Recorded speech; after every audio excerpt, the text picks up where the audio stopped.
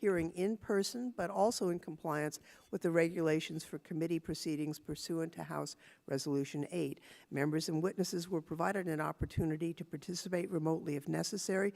None of the witnesses are doing so for this proceeding. And of course, we have the members who are here at the days personally. I'm very pleased to see everyone here, and I note that we are holding this hearing in compliance with the most recent guidance issued by the Office of the Attending Physician. At this time, I ask unanimous consent that Chair be authorized to declare a recess of the committee at any point, and that all members have 5 legislative days in which to revise and extend their remarks and have any written statements be made part of the record. And hearing no objections, that is so ordered. For all of us who are fortunate enough to work in public service, a guiding principle should be that a public office is a public trust. Without the public's trust and confidence, government loses its legitimacy. That principle was of paramount importance to the founders.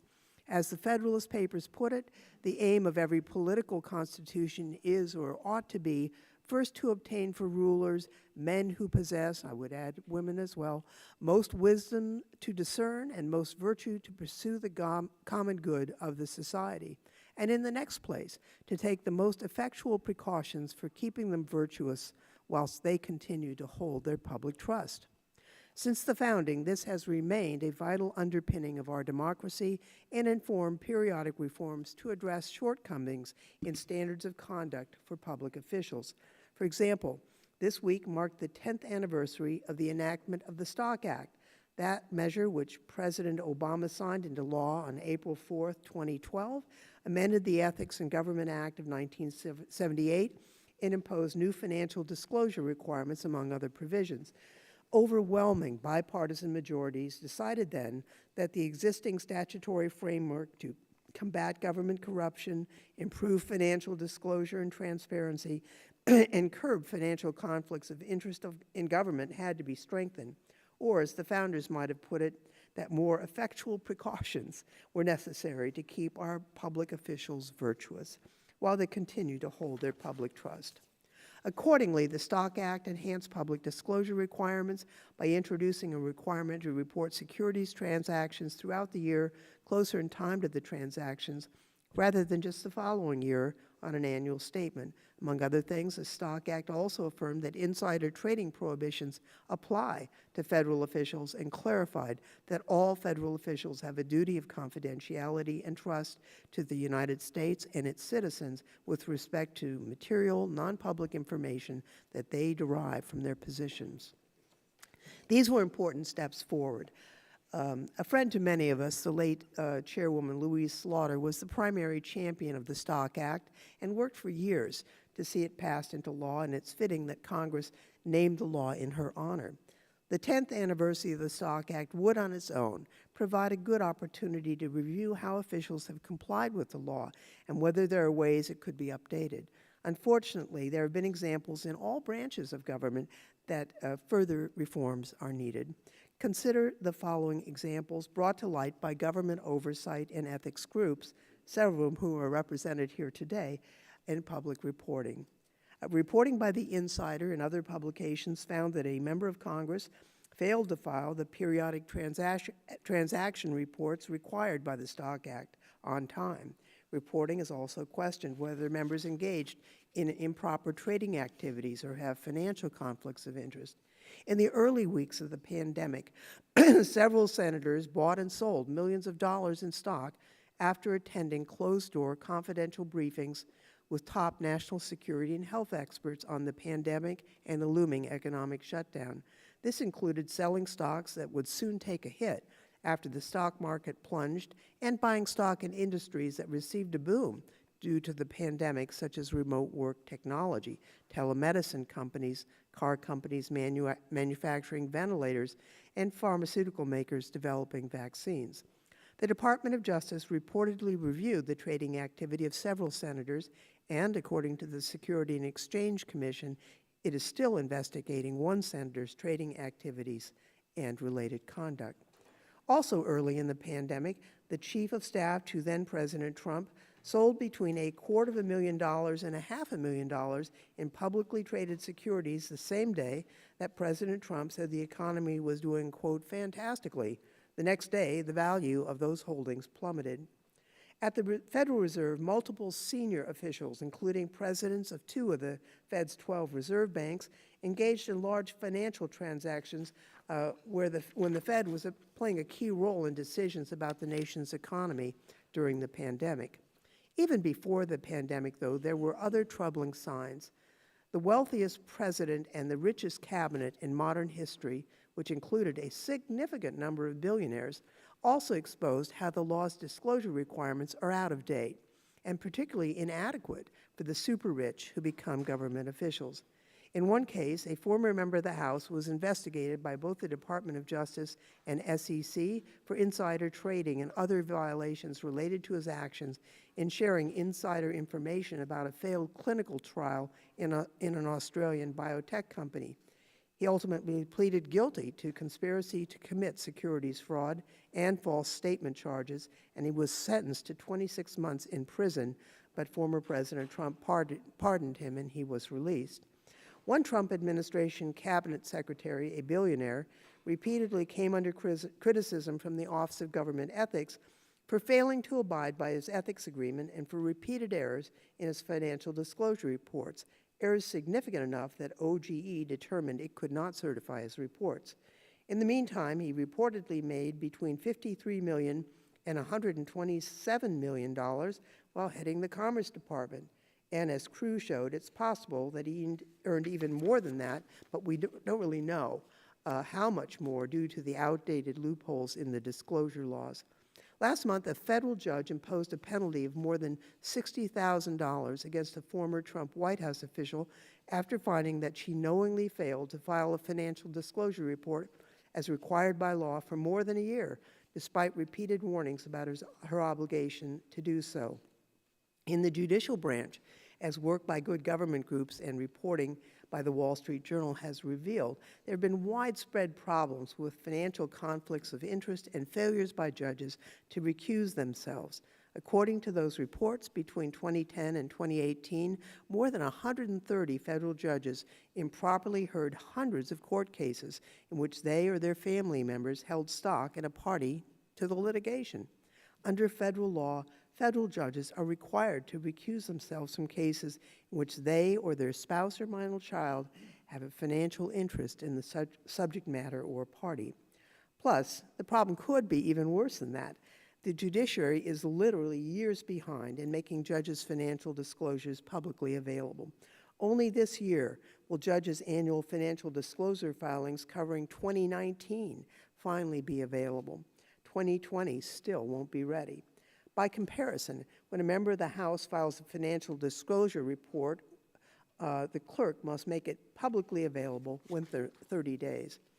Across the entire federal government, there have been significant and troubling stories about financial conflicts of interest in relation to stock trading and ownership. Together, these stories undermine confidence that the American people should be able to have in the faith and the trust that they put in the integrity of public officials and our government.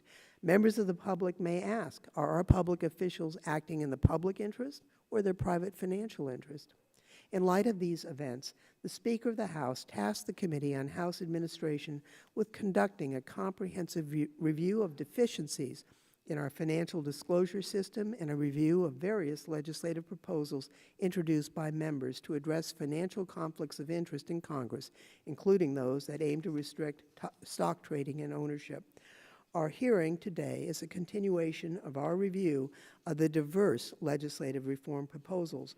While there's growing bipartisan consensus that reforms are necessary, there remain significant policy questions about the appropriate approach and the details. Today, we will have the opportunity to hear from well-respected experts in government ethics and security law and regulation about what has prompted a significant momentum for financial conflict of interest reforms, the details, variations, implications of various introduced bills, and specific policy recommendations for reform. It's our hope that this hearing today will bring us closer to developing a consensus on recommended policy reforms that will combat financial conflicts of interest and restore public faith and trust in our government. Frankly, I've been asked by several reporters, what is the work product that is going to emerge from this hearing? And I've been honest to say, we don't know. We've got a series of experts who are going to help us understand the intricacies of these issues and will help us in formulating good policy that will buck up trust in the American government. And we do thank the witnesses for their participation. I would now recognize the ranking member, or did you want to go to Mr. The ranking member for any statement he may wish to make. Yeah, don't give style the glory of my opening statement here, Madam Chair. First questions, yes, but I mean, please. Nice to see you too, Ms. Spanberger. Shall we walk in? Welcome. Thank you, Chair Lofgren. I'm glad we are holding a hearing on this very important topic. The public has spoken, and the demand is clear. Americans want more certainty that their elected representatives are acting in good faith with their financial decisions. Today provides a unique opportunity to bring together experts from across the political spectrum to assess proposals on how best to move forward to increase transparency and accountability across Congress. I look forward to these discussions. I'm confident this hearing will serve to inform us as we move forward in the legislative process. I'd like to begin by discussing some of the financial transparency measures already in place. The intent of the 2012 Stock Act is good. It was meant to create a public disclosure system for members of Congress to report their trades in a timely manner. However, as we have witnessed on multiple occasions since its passage, the Stock Act has deficiencies, and compliance with its requirements is not as straightforward for members as it should be. We've given the Stock Act 10 years, and it's time for Congress to take another look at this issue. According to Business Insider, at least 59 members have reportedly violated the requirements of the Stock Act since 2019. These alleged violators come from both sides of the aisle, making this a bipartisan issue that requires a bipartisan response. Given the broad distribution of these alleged violations across the various ideological groups in Congress, I'm confident that the majority, if not all, of them weren't malicious but inadvertent, illustrating a failure on multiple levels. This particularly concerns me because it suggests that we are not adequately educating our incoming members on their responsibilities to comply with the Stock Act. It is the responsibility of this committee to ensure members are aware of their responsibilities when they come to Congress, and I pledge to fix this lapse for new Republican members. I'd ask the chair to join me in this initiative for any incoming members of her party. While the legislative fixes we discussed today are a critical step forward, I'd like to say also that this committee should hold further discussions on how best to educate and assist all members, especially freshman members, with compliance issues and questions so that we can achieve the transparency that the American people demand. The public and our members deserve better from this committee, and as ranking member, I will do everything I can to fix that. I'm sure the chair will agree with this sentiment, and I welcome the opportunity to work together on this bipartisan issue. Regarding potential Stock Act updates, I'm excited to hear from our witnesses today. Since this issue has captured the attention of the public, we have seen a wide range of proposals for reform. These suggestions are diverse, both in their proposed requirements and with their enforcement mechanisms to ensure compliance. Now, I don't really have many stock holdings other than retirement, but in anticipation of this hearing, I spoke with my financial advisor from my home district. It's actually my wife's financial advisor, a little bit of me, mostly her. He's from my home district in Illinois, and I wanted to get a better sense of how some of these proposals would affect members, especially middle-class members. He raised the concern that blind trusts, for example, can be cumbersome and expensive, would create perverse incentives, and do not provide the level of transparency that some assume they would.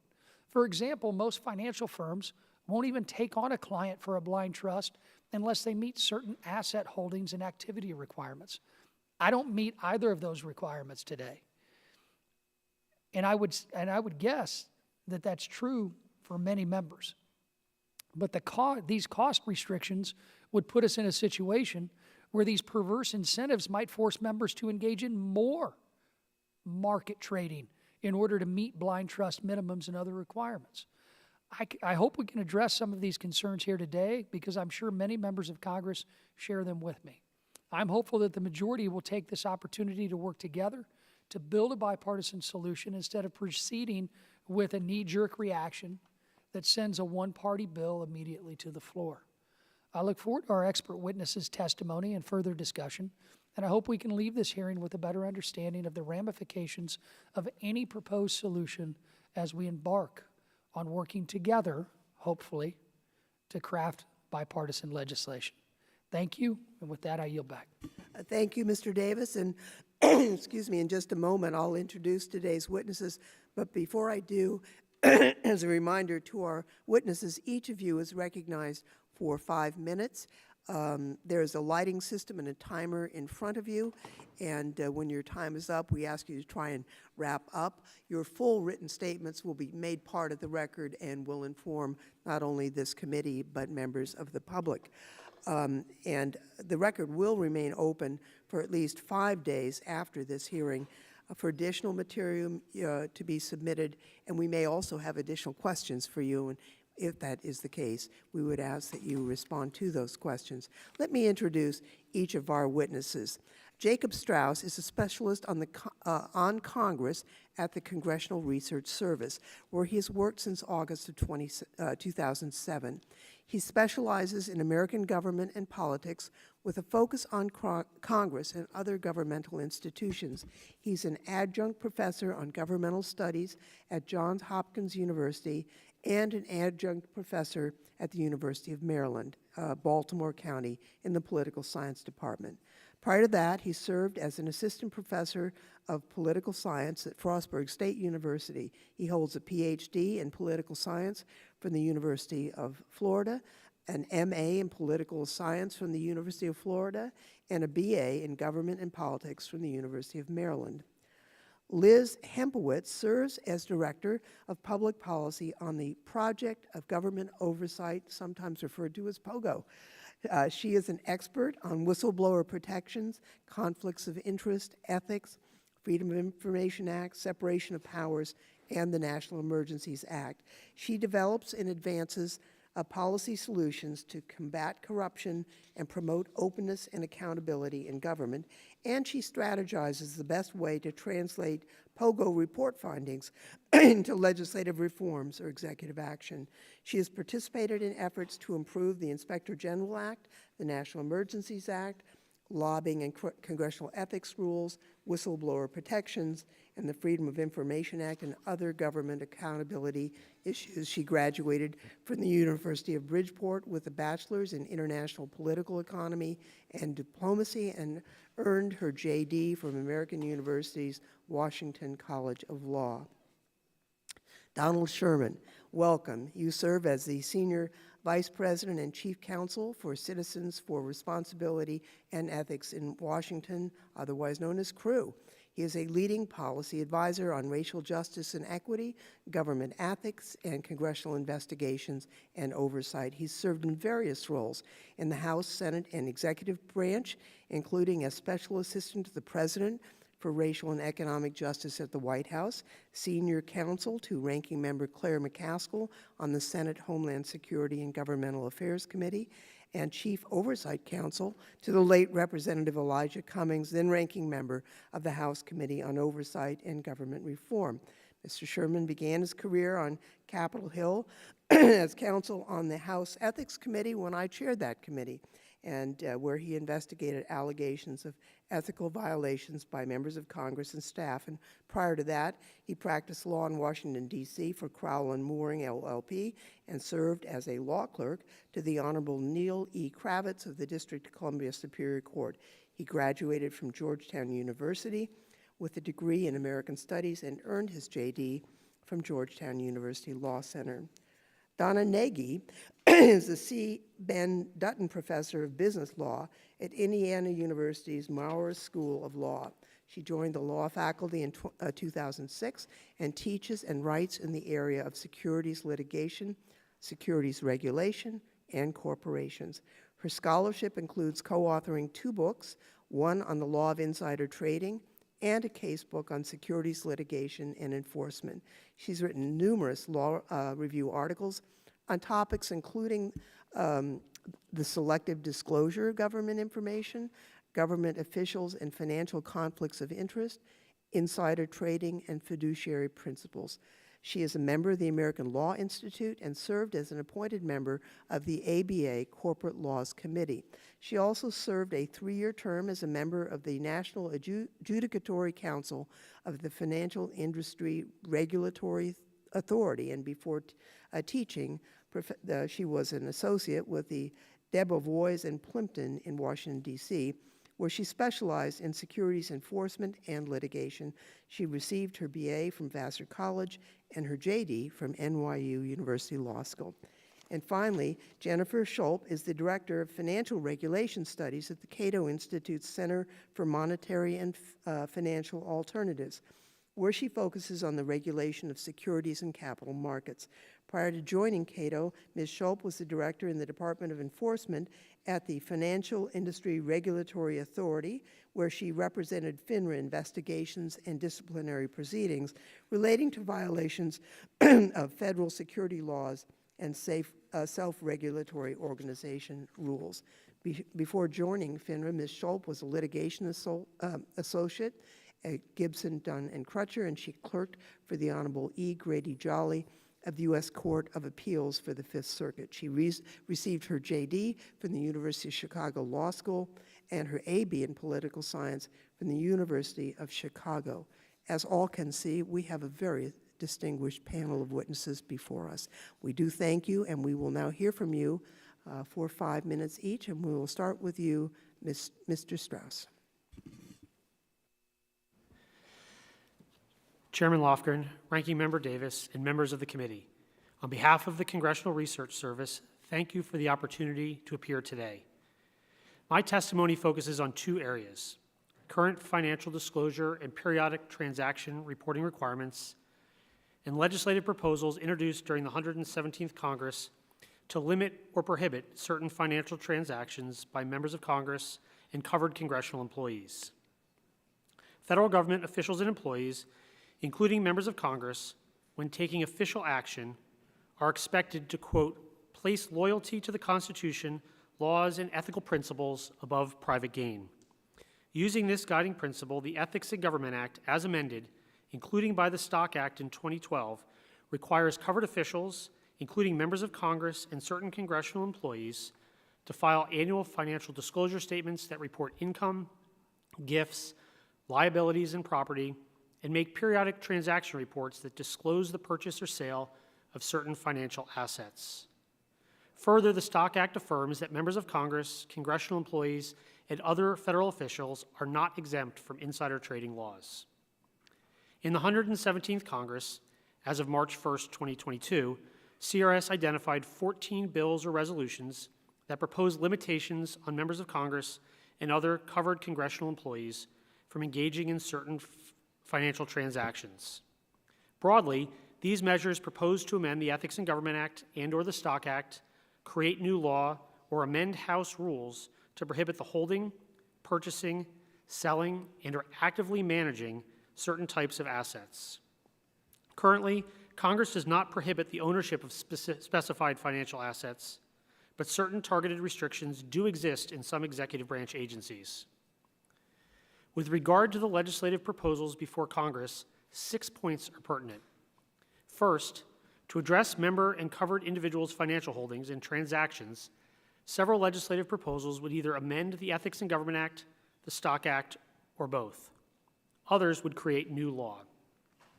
Second, each of the legislative proposals would generally prohibit covered officials from holding, purchasing, selling, and/or actively managing certain types of assets.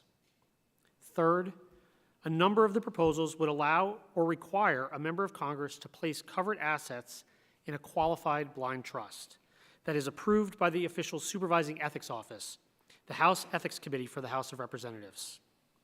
Qualified blind trusts separate the covered official from day-to-day decision-making about their holdings, which can serve to remedy potential conflicts that might arise from officials' actions that could impact their individual holdings.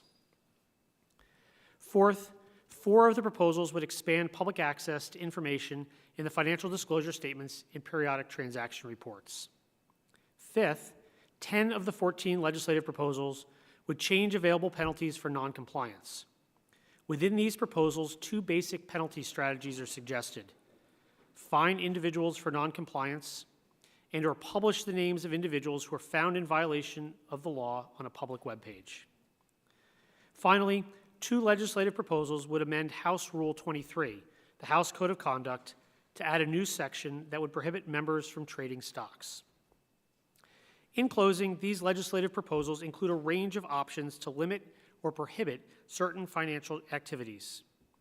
Policymakers may wish to consider the scope of these proposals, the benefits of particular proposals, any potential administrative adjustments that might be necessary to implement a modification of ethics laws, and the potential costs to covered officials to comply with the proposed laws.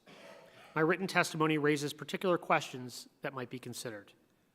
Should Congress choose to act, it can implement a particular measure as introduced or incorporate various concepts from several different measures.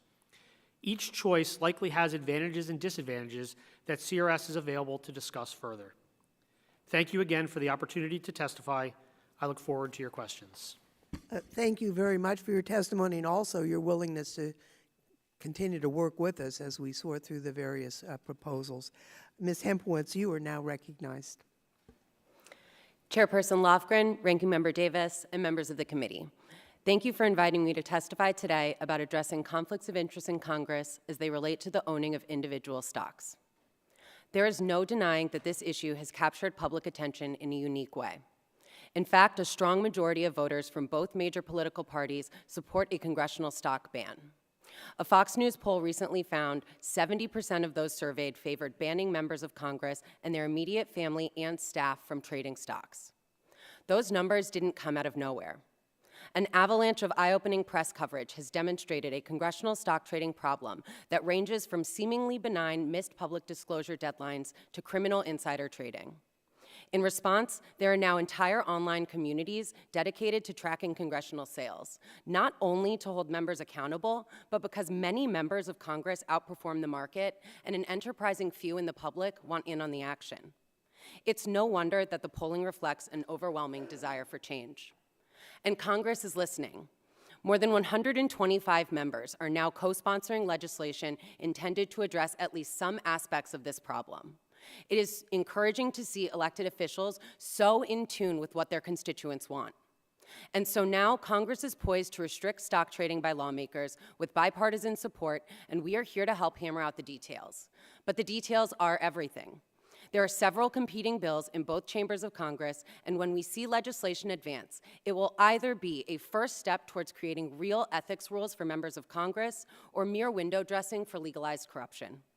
So I want to spend the few minutes I have with you today talking about what we at POGO see as some of the important bright lines for you to consider as you move forward. First, as a floor, we recommend that you require members of Congress to divest conflicting assets with the option to put any remaining assets in a blind trust that is subject to new public disclosures. The logic here is simple. Members of Congress have access to non-public information and the power to move markets. We must eliminate opportunities for insider trading and insulate members from even the perception that they are making decisions based on the benefits to their own financial interest rather than the public interest. Second, to be meaningful, these requirements must cover spouses and minor children.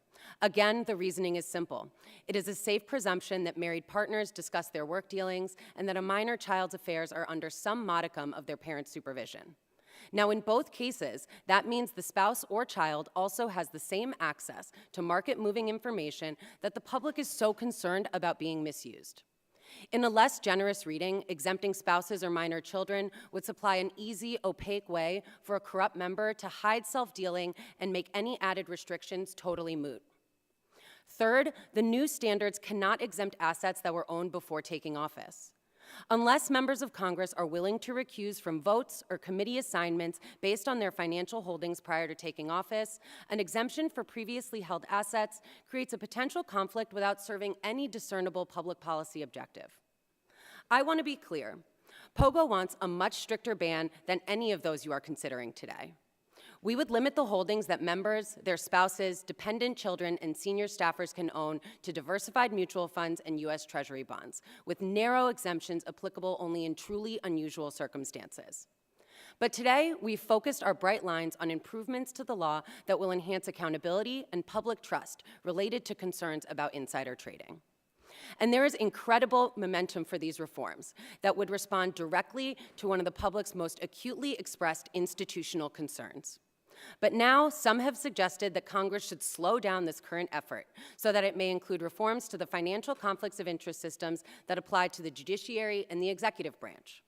But you face the very real possibility of passing no reforms if you slow down now. I urge you to focus first on passing restrictions for Congress and then use that momentum to pass additional and, yes, critically necessary conflicts of interest reforms to the other branches of government. I want to close with this thought. The reason we're having this conversation today isn't because of any one scandal or missed Stock Act filing deadline. We're here because of the barrage of the many different examples across both chambers and parties has given the public an overwhelming perception that Congress is engaged in corrupt behavior when members are allowed to freely own individual stocks. My colleagues at the Project on Government Oversight stand by ready to aid in your efforts in addressing this problem however we can. Thank you again. I look forward to your questions. Thank you very much. Mr. Sherman, you're now recognized. Chairperson Lofgren, Ranking Member Davis, and members of the committee. Thank you for the opportunity to appear before you today to address the ethics problems created when members of Congress and their families own or trade individual stocks and other securities. I'm especially grateful for this opportunity to testify before Chairperson Lofgren, who, 13 years ago, hired me to join the nonpartisan staff of the House Ethics Committee. My organization, Citizens for Responsibility and Ethics in Washington, is a nonpartisan anti-corruption watchdog committed to ensuring that government officials act ethically on behalf of the people they serve. It is with this purpose in mind that I encourage Congress to embrace comprehensive legislation that satisfies three principles. One, prohibiting members from owning and trading stocks and other similar commodities or securities. Two, extending this prohibition to members' spouses and dependent children. And three, incorporating a clear civil penalty that is a significant deterrent and easy to administer.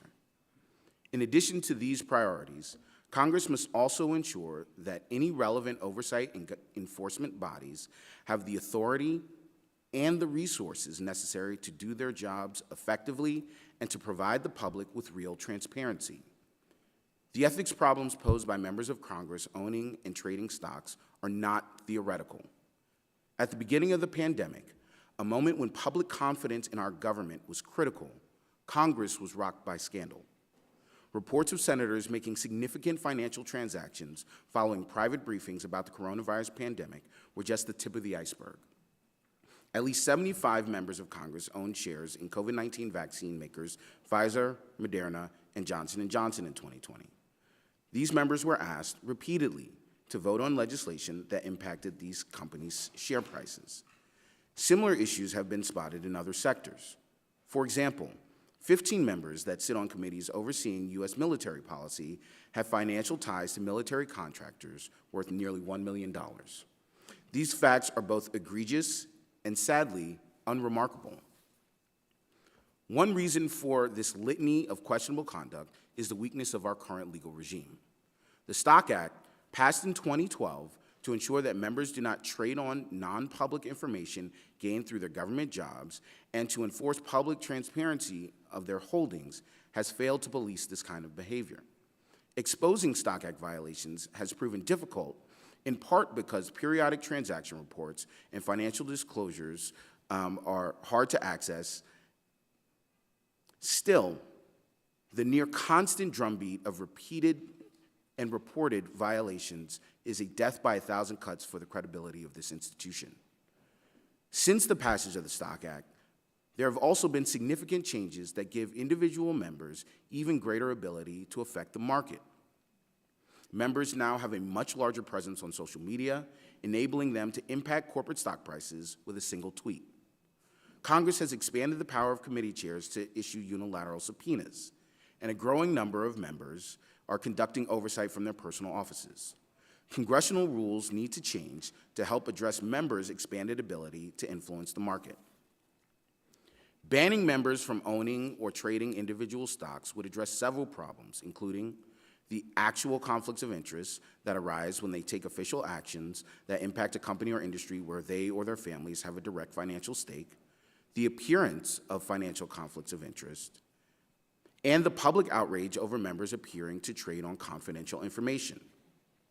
A ban is necessary because, unlike other officials in other branches of government, recusal is not a viable option for members of Congress.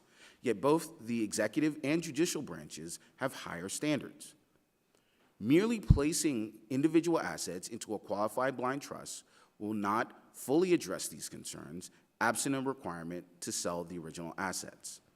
The ban must also extend to members' spouses and dependent children to ensure that members can't simply circumvent the law by transferring their individual assets to a close family member. Finally, the ban must include an enforcement mechanism that is both clear and significant enough to serve as a deterrent. For example, the legislation should not create a standard of intent that would make enforcement unlikely. While it is understandable that some members may have questions about the impact of these reforms on their own or their family's interests, these concerns are not more important than the public's right to know with certainty that the people they choose to write their laws are acting on their behalf and not in the service of their own financial interests. In closing, the public is right to hold their representatives in Congress to the highest ethical standards and to demand accountability when those representatives fail to live up to them. Wide bipartisan majorities are demanding that Congress make changes to address members buying and owning stock in industries that they oversee. Banning this practice will help to restore public faith and bolster confidence in our democracy. Thank you for the opportunity to address the committee today. I look forward to your questions. Thank you. We'll turn now to Professor Nagy. Chairman Lofgren, Ranking Member Davis, and members of the committee, thank you for inviting me to testify. I have been teaching and writing about corporate and securities law for more than 27 years. For nearly half of that time, I've also been writing about government ethics. What first drew me to that field were the controversies that resulted in the Stack Act of 2012. I had the great privilege of testifying about insider trading law in the House and Senate hearings that preceded that legislation. In connection with today's hearing, what I can also bring to the table are my years of studying how conflicts of interest undermine the legitimacy of decision-making by officials entrusted with power. Whether the decision-making occurs by corporate directors inside a boardroom or by lawmakers here in the Capitol, financial conflicts of interest contribute to a corrosive belief that those entrusted with power are making self-serving decisions that may not be in the best interest of those they've been elected to serve. My testimony today strongly supports your efforts toward reform, and I have 4 points to highlight. The first emphasizes a key difference in the many bills I've reviewed. Whereas some seek to restrict the ownership of certain investments by members of Congress, others seek to restrict only the trading of such investments during congressional service. In my view, trading restrictions alone will not be an effective solution to the conflict of interest problem that is plaguing Congress. Successful reform must also reduce lawmakers' opportunities for personal gains in their investment portfolios when they sponsor, support, oppose, and vote on legislation. So I urge this committee to focus on ownership and not merely trading. What is most needed, in my opinion, is a federal statute that prohibits members of Congress and their spouses and dependent children from owning the securities of individual publicly traded companies. My second point contrasts the lax conflict of interest restraints that currently operate in the legislative branch with the very strict anti-conflict laws that Congress has enacted for officials in the executive and judicial branches. To be sure, ethic rules in both chambers prohibit members from deriving personal financial benefit from congressional service. but longstanding interpretations permit and facilitate a lawmaker's ability to work and vote on legislation likely to affect their own investments, so long as they are not the sole beneficiaries. The lack of parity among the three branches underscores the urgent need for reform. My third point refutes the notion that public disclosure of personal investments, coupled with the discipline of the electoral process, can adequately deter these troubling financial conflicts. Neither annual ownership disclosures nor specific 45-day transaction reporting has managed to deter lawmakers from owning and trading hundreds of millions of dollars in stock in companies subject to their oversight. If anything, it has made the perception of corruption worse because, thanks to journalists and good government groups, the American public now sees even more quickly how frequently and extensively some lawmakers are benefiting from their legislative activity. Moreover, self-interested legislative activity affects the entire country, whereas only voters in a member's district or state can have a say in whether conflicts are serious enough to warrant an electoral defeat. My final point relates to insider trading. Notwithstanding the clarity brought about by the Stock Act, investigating suspicious trading by congressional officials has proven to be more challenging for the SEC and the DOJ than most may have supposed a decade ago. The Constitution's speech or debate clause puts in place a very high hurdle for obtaining evidence that relates to what a congressional official learned through legislative activity. And without evidence, prosecutions are not possible. This hearing constitutes a monumental step toward bringing about real and profound change. I am truly honored to be a part of it. I look forward to your questions, and I stand ready to be of whatever help I can as the legislative process progresses. Thank you very much. Thank you. Excuse me. Thank you very much. And now we have our final witness, Ms. Schult. We will welcome your testimony. Thank you. Chair Lofgren, Ranking Member Davis, and distinguished members of the Committee on House Administration.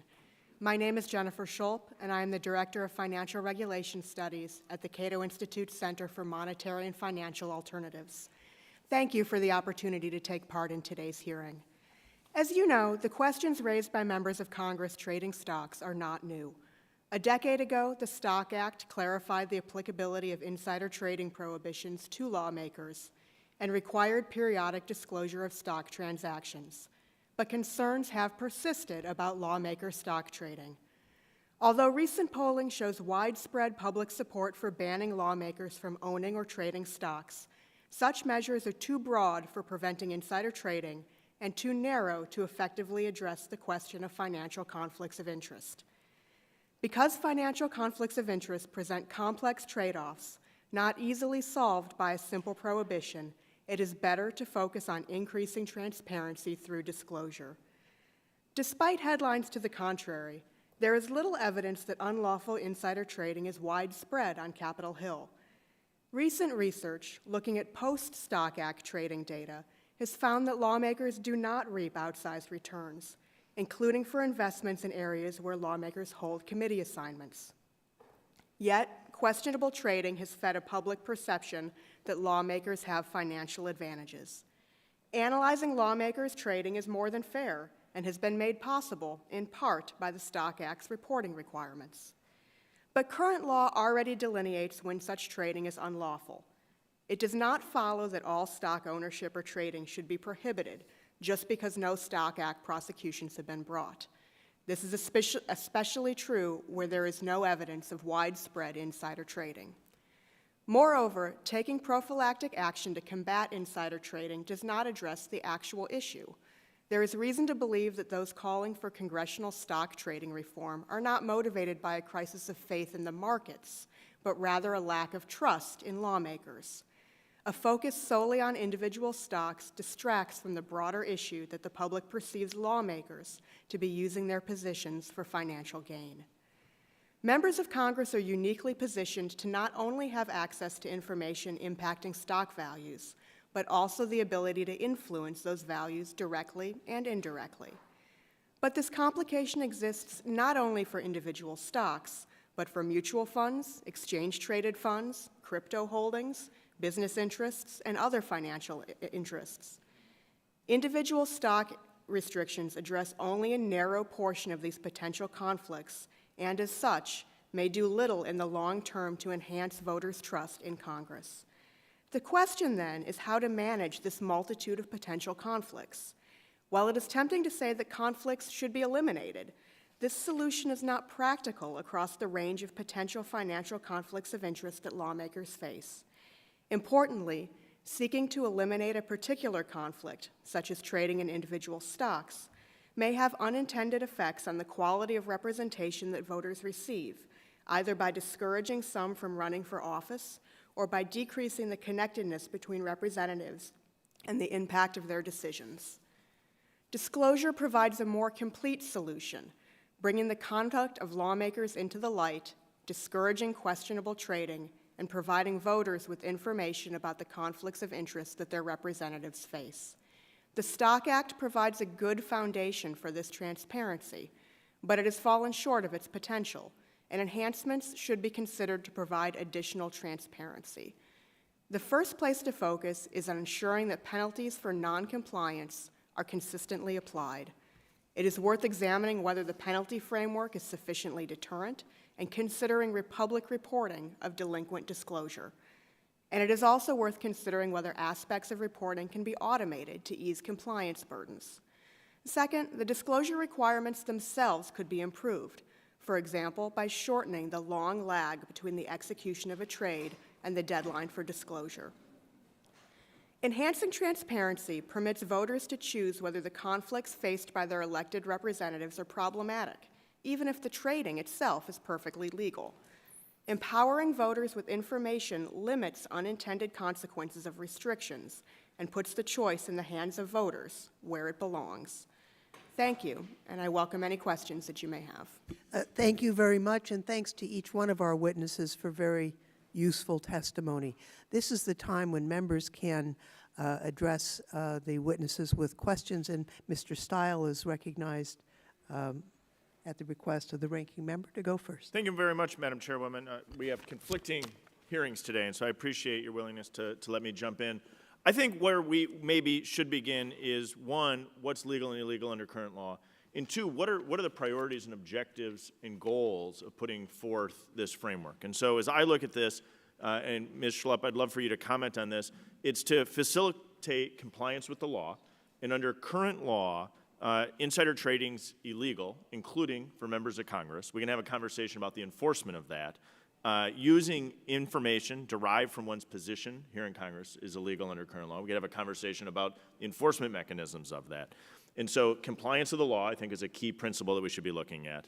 Ensuring members, family, and staff don't take unfair advantage of information gained from their congressional work, I think, is an important topic for us to consider as we look at this.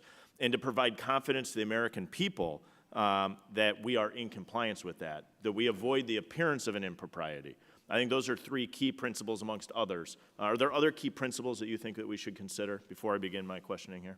I believe that those are the key principles here. You're correct that insider trading is already illegal. Okay, so then let's dive in. We've heard a series of ways that we could enhance this to make sure that we're avoiding the appearance of impropriety, that we enforce the law, and we make sure that members are in compliance with that law. Let's dive in first to the blind trust. What first the compliance costs as it relates to a blind trust? What would be the compliance costs for members in a blind trust scenario? Compliance costs for blind trusts tend to be substantial. Usually takes multiple thousands of dollars to set one up. Okay, and so, there's an ongoing. No, I'm just going to move quickly because I'm limited in time. So it's substantial. We could decide whether or not that's good or bad, but it's a substantial cost. And then would members of the public have confidence in the execution of the blind trust? Meaning a blind trust is only as good as it is blind. Is that a fair assessment? That's a fair assessment. So the structure of that blind trust then becomes absolutely paramount if Congress chose to go down that path. Let's shift gears, a complete stock trading ban. Thinking about the implementation of that, so envision a member of Congress coming here, say she was previously an executive at a publicly traded company, she has a significant portfolio, would she then be required to divest that entire portfolio upon arrival in Congress? Some of the proposals would require that. And what would happen if somebody had to fully divest, if she had to fully divest her portfolio, what would be the general implications to her? The first is that there could be substantial tax consequences for that, and depending on where the market is, it could be substantial losses to her investment. So, or substantial gains, but, Yes. but substantial tax implications for her upon arrival, and maybe a consideration as to whether or not she chooses to run in the first place. I think something worthwhile for us to consider is how we would begin that implementation for somebody who arrives in that capacity. Let me shift gears slightly for something that I don't think we've talked a ton about. I used to work in a publicly traded company. I was involved in the enforcement of Section 16A officers, their compliance with securities laws. Our securities laws gives us a framework with which to understand how publicly traded companies deal with this insider information, the appearance of impropriety for those insiders as well. Do you think that members should be banned from what I'm going to call sophisticated trades, swaps, options, shorting stocks? Would that improve would that improve the public's confidence that members are not engaging in insider trading? No, I think it'll have little difference on the public's confidence in that front. Okay.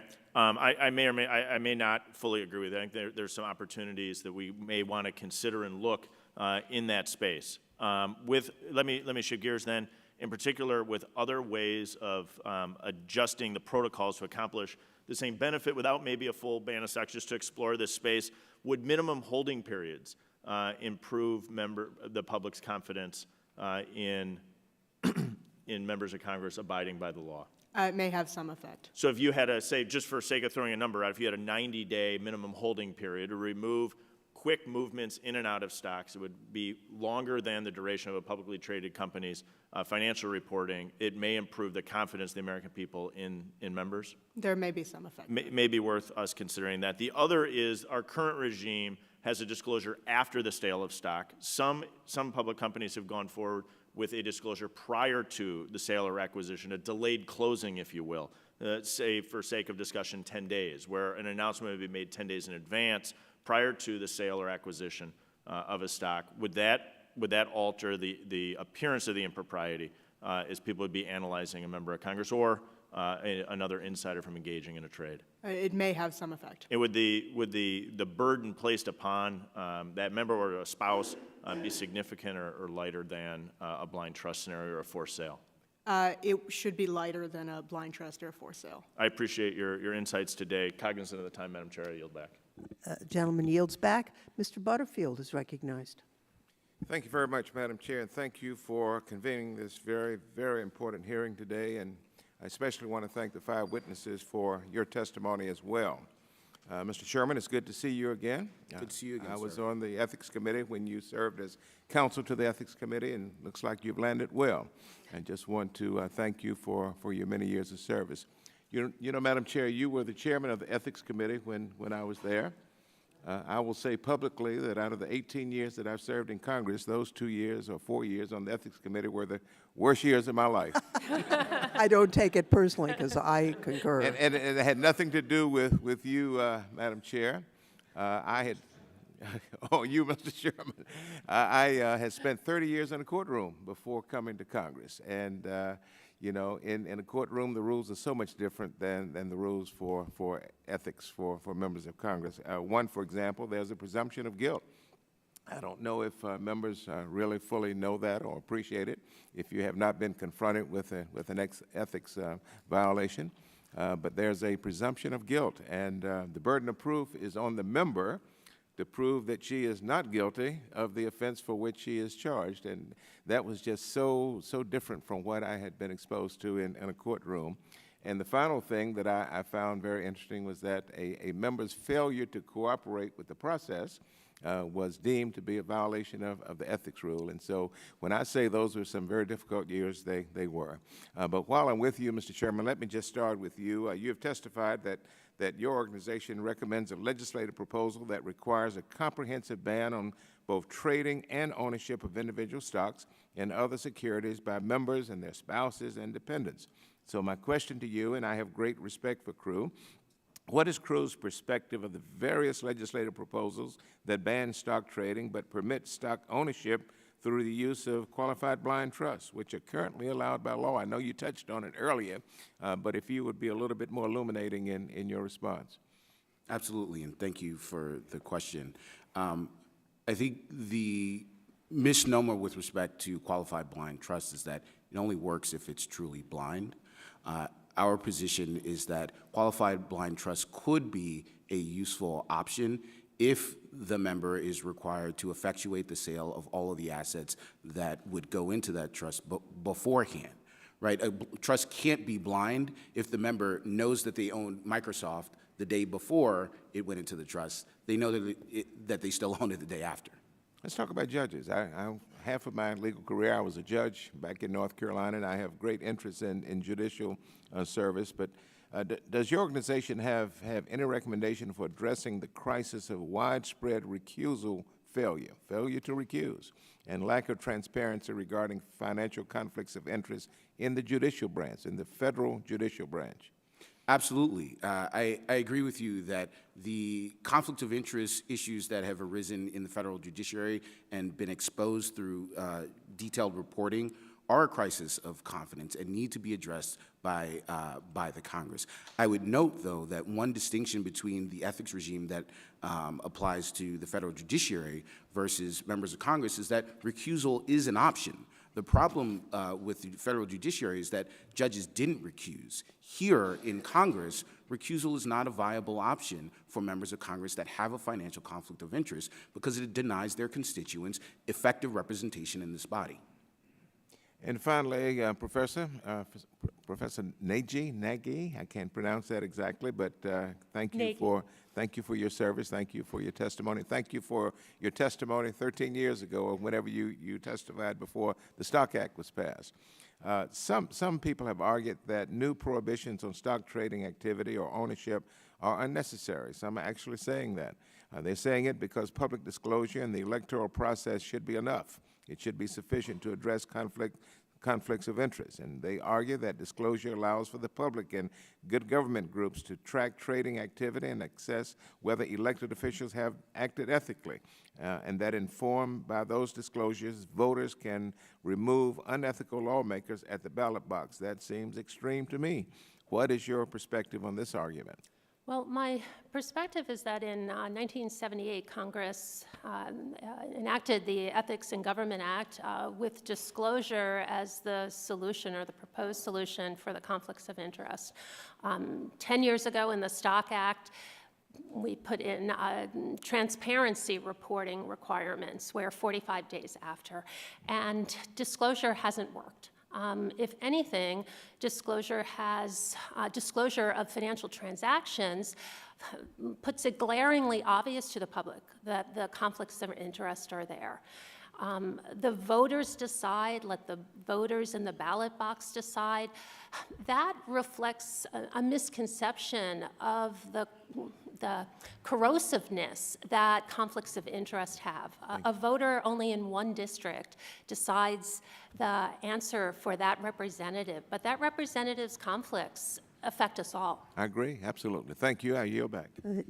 Gentleman yields back. The ranking member is recognized. Thank you, Madam Chair. This is a very interesting hearing. I appreciate all the witnesses' testimony, and I'm hoping that some of the witnesses' testimony hasn't already led the majority to kind of assess what type of legislative proposal they're going to put forth, because I think the discussion we're having today is too important to not take a step back and understand where we are as an institution. And there's a common theme here that corrupt people do corrupt things, right? And we should make sure that corrupt people don't have an opportunity to do that. But our goal also is to make sure that those who want to follow the law and those who want to follow transparency measures have the ability to do so without being labeled corrupt. That's our charge. Our charge is to develop something that makes the public comfortable that we as members of Congress are transparent in what we do financially, but at the same time, we're working through a prism of testimony that was based upon corrupt individuals. Did any of you research our or log into our financial disclosure portal before you came here to testify today? Raise your hand if you did. Okay? Any of you look at mine? Raise your hand if you did. Nobody? Why wouldn't you? Why wouldn't you look at our disclosures, those of us who are questioning you? Because if you did, you would see that I don't trade a lot of stocks. I got my only individual stock holding when I was a child because my father happened to work as a franchisee for a corporation called McDonald's. I haven't traded that stock since I got here. My kids, my dependent children, have that same asset. You know one reason I don't trade it? Because I don't want to go through the paperwork of the Stock Act reporting requirements. However, because I've owned this stock since I was a child, much of your testimony says that maybe I should sell it, right? Now, since I own that one stock, Mr. Sherman, I got a question for you. I was really interested in the comment that you said that, owning and trading individual securities undermines the critical work of the entire federal government. Does my owning an individual stock since my childhood, undermine the credibility of the federal government? I think it is reasonable for any constituent to question whether their members' stock ownership They can do that at has- the ballot has box. an I'm going to impact reclaim my time real quick their because I want to go a legislative little work. further on this. Sure. So now that I'm a member of Congress and I own that one stock, my dependent children own similar stock that they were gifted. My wife does not. So if I go to, let's say, a McDonald's restaurant, because that's the only stock that I've owned since a child, and buy lunch, is that something that's unethical? Certainly not. I think we need to craft ethics policy around the concept of, one, public service is a public trust, and we need to design a policy that would give the public the greatest confidence that their elected representatives and the body as a whole does not have financial conflicts of interest and that members aren't acting on them. Well, it took me about 2 minutes to find my disclosure. I would urge you all to go in and find out if any of us here have any so-called conflicts of interest, because we need a baseline. We need a baseline of what all of you experts think would be a conflict of interest, because we think we're complying with all of the rules and requirements that we need. Ms. Nagy, I'm interested in your testimony. You talked about the placement of you testified the placement of accumulated assets into QBTs, qualified blind trusts, is only a minimally effective anti-conflict measure. How much does it normally take to actually have a financial company offer you a blind trust? Don't they have minimum do. investments? What are they? I think it varies according to the financial companies, but it's a significant amount of assets. It's a significant amount. My wife, because her financial advisor is a friend of ours, and because of our reporting requirements, he is not allowed to change any investments in her mutual funds on any given year, because it's very difficult to comply, and we want to be sure. We want to do the right thing here. But I asked my financial advisor, her financial advisor, how much the minimum amount would be. You can go look at how many stocks I own, which again is one, and I am nowhere near the minimal amount for a $500,000 minimum investment to create a qualified blind trust. Were you all aware of those limitations? Do you know how many members of Congress would have that amount of money to put into a qualified blind trust? Anyone? May I respond? Sure. Yeah, I think it's important to remember when we're talking about blind trusts that I don't think any of the legislation that's in front of Congress would force a member to take advantage of the blind trust. The option is given to members who would choose not to divest. We see that same structure in the executive branch, and for the most part, most individuals going in who are subject to very similar restrictions in the executive branch choose to divest, including very successful millionaires and billionaires Are there that go tax into the incentives executive for branch. divesting? as a member of the executive branch? You can receive in the same way that I think some of the legislation would include here, if members are selling their stock and they would incur a penalty, they would be able to get a certificate of divestiture, which would put off it wouldn't give them a benefit and it wouldn't give them a tax penalty. It would simply maintain their status quo until after their government service, and then they would have to pay whatever taxes they would have had to pay on those assets, whatever they did with them whenever. Which is the same thing they do in the executive branch, sir. All right, I know I'm out of time, but Mr. Sherman did raise his hand. Do you know the number of members of Congress that would be able to afford that? I don't, but as my colleague, Ms. Hempowitz, mentioned, divestment is an option, and it's an option that I think is preferable from the standpoint of certainly of crew, and QBTs may work for some members, but there are other options that members should avail themselves of if they pass a ban. Forced divestment is the option you're talking about, right?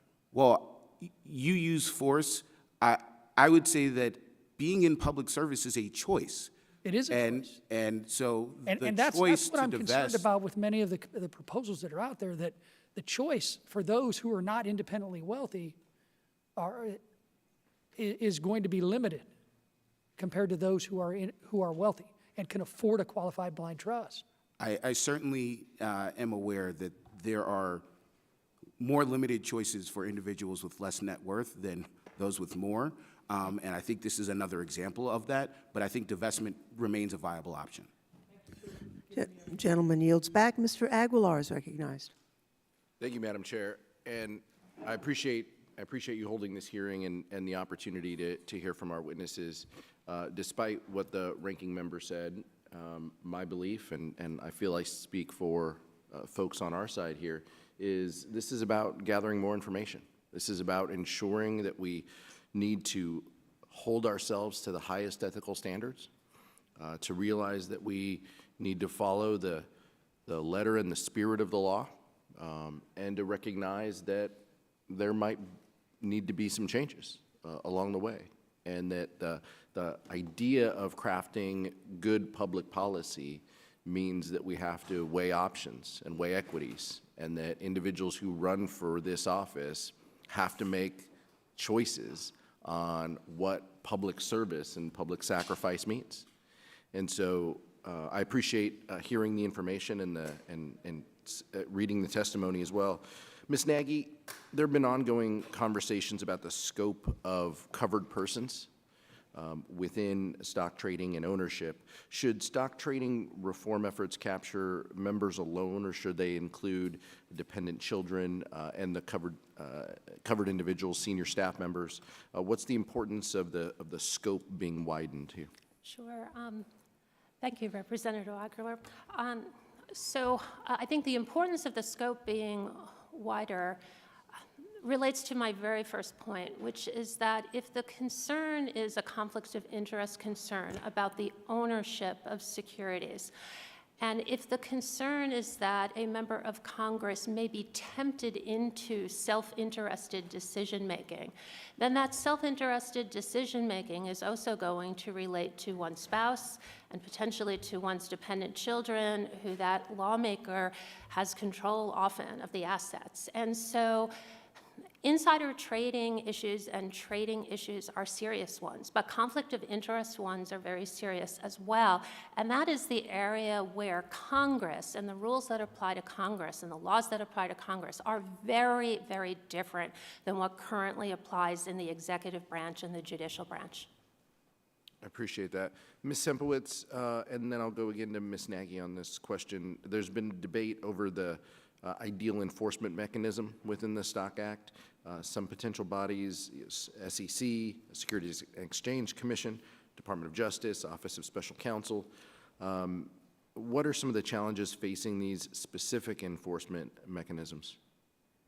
Yeah, I think when we're talking about enforcement mechanisms that'll go through the executive branch, we're going to run into speech and debate issues. Our preferred enforcement mechanism runs through Congress. It's the one that you can see. I'm sorry that these bills all run together at this point, but I think it's the ban conflicting. It's the ban conflicting Stock Trading Act, and it's the one led in the Senate by Senator Ossoff. And I think that one has the clearest enforcement mechanism. And I think the high-level principles to consider with an enforcement mechanism mechanism is that it is, any penalties would be meaningful, that it would be easy and simple to apply, and that the public can have confidence that it's being applied evenly across the board. And so there has to be some transparency there. And so I think those are the three high-level principles. But if you're asking what my preferred mechanism is, it's the one in the bill led by Senator Ossoff. Ms. Nagy? Sorry. The enforcement mechanism could get more complicated when there are various options to divest or put in a blind trust. I think the administration of blind trusts would be, the administrative challenges would be immense. And if we look at the difficulties that members have had in complying with the Stock Act's 45-day reporting requirements, adding more disclosures, more forms, more supervision does not seem to me the way to remedy the current problem. I think the enforcement mechanism, the simplest one, is to say that members of Congress cannot own covered securities, exempt certain types of securities like widely held diversified mutual funds, treasury bills, others. There might be some other exceptions, and I think drilling down to that. The simpler the prohibition, the easier the enforcement. I appreciate it. Mr. Sherman, you were the only one that mentioned, I'm sorry, you may not be the only one, but you specifically mentioned federal resources and oversight mechanisms. And can you talk with me briefly about how we bolster the enforcement bodies to improve our ability to tackle insider trading and other conflicts? Absolutely. I think it's incumbent upon this committee to speak to the enforcement bodies, whether that's the OCE or the House Ethics Committee or some of the federal law enforcement agencies that were mentioned, to understand their capacity and how much resources they would need to implement these policies. I agree with my colleagues, though. I think the simplest and the cheapest mechanism of enforcement is to implement an absolute ban on members and their families owning and trading individual stocks and other securities. Thank you, Mr. Chairman. Yield back, Madam Chair. Gentleman from Georgia is recognized. Well, thank you, Madam Chair. And it's a very interesting hearing. I think that's something we should be discussing and talking about. But one quick question. I learned Mr. Sherman was part of the Ethics Committee just since I've been here. Curious, how many ethics violations were prosecuted per year? I mean, versus, I know that it's politicized and there are tons of ethics complaints for political purposes, but on average, how many years of members of Congress were we actually held accountable for ethics violations? With apologies, I don't know the answer to that question. I served on the Ethics Committee before the Stock Act was passed. Well, not just with stocks, with Sure. anything. Would the gentleman yield? Because I was chair of Okay. the committee Yeah. at that time, and we had a very vigorous enforcement mechanism at that time, one that Mr. Sherman was very active. Right, well, I was wondering, it's just whether it's stocks or not, how many ethics violations do we catch people with that are prosecutable, or however the term you want to use in a year? Again, I would be guessing if I give you a hard that's answer. fine, but there are some. But there are some. Which is a violation of an existing rule or regulation or law, correct? Absolutely. Okay, that's all I was wondering. I'll turn it over to Ms. Schult. Insider trading, has there been insider trading done by members of Congress in the last few years? There's been no prosecutions brought under the Stock Act provisions on insider trading. So there were but some. there have been members of Congress convicted of insider trading. Right. So which is illegal. Correct. Okay. I'm kind of getting to a point, is a misconception that we have here is that government can change behavior. It cannot. Laws can't change or shape behavior. It can only punish for violations of those. And if we enact something like this that strips the rights and the freedoms of individuals, and everybody in this committee is a free American citizen that has rights, and part of the rights, as explicitly defined by our founders, was the right to participate in a free market society. The first stock market came in 1790, shortly after the ratification of our Constitution. It is part of a free market system. It's no different than having a bank savings account that you can draw interest. Now, I'm speaking from somebody, if you pulled the disclosures on me, and maybe you found that there were none. No stock trades. Why? Because the minimal stock trades that I do is below the threshold of reporting. And so it's not going to affect me what you do one way or the other. But let me also bring this up. It's ironic. I'm on the Financial Services Committee. And part of the oversight that we have is the stock markets, the SEC. There was an article that was written about me a few months ago or a year ago criticizing me that I have oversight and regulatory authority over the stock markets, and I don't even trade stocks. So how could I know anything about it? Versus one of the reasons I started trading a few stocks on my own so I could learn the intricacies of what I am doing. That's not a conflict of interest. That's using the interest I should have to further my knowledge to know what is right, what is wrong, how do we do this, how can we correct these things. Look, we cannot change behavior. At the founding of our country, there were 4 federal felonies. 4. Today, we have rooms of code books, of laws, but yet murders still happen. If government could change behavior, we'd have no murders, we would have no thefts, we would have no fraud. So we can't change behavior. If we enact a law that prohibits members of Congress from owning or trading stocks, it will still happen by bad players. John Adams put it this way.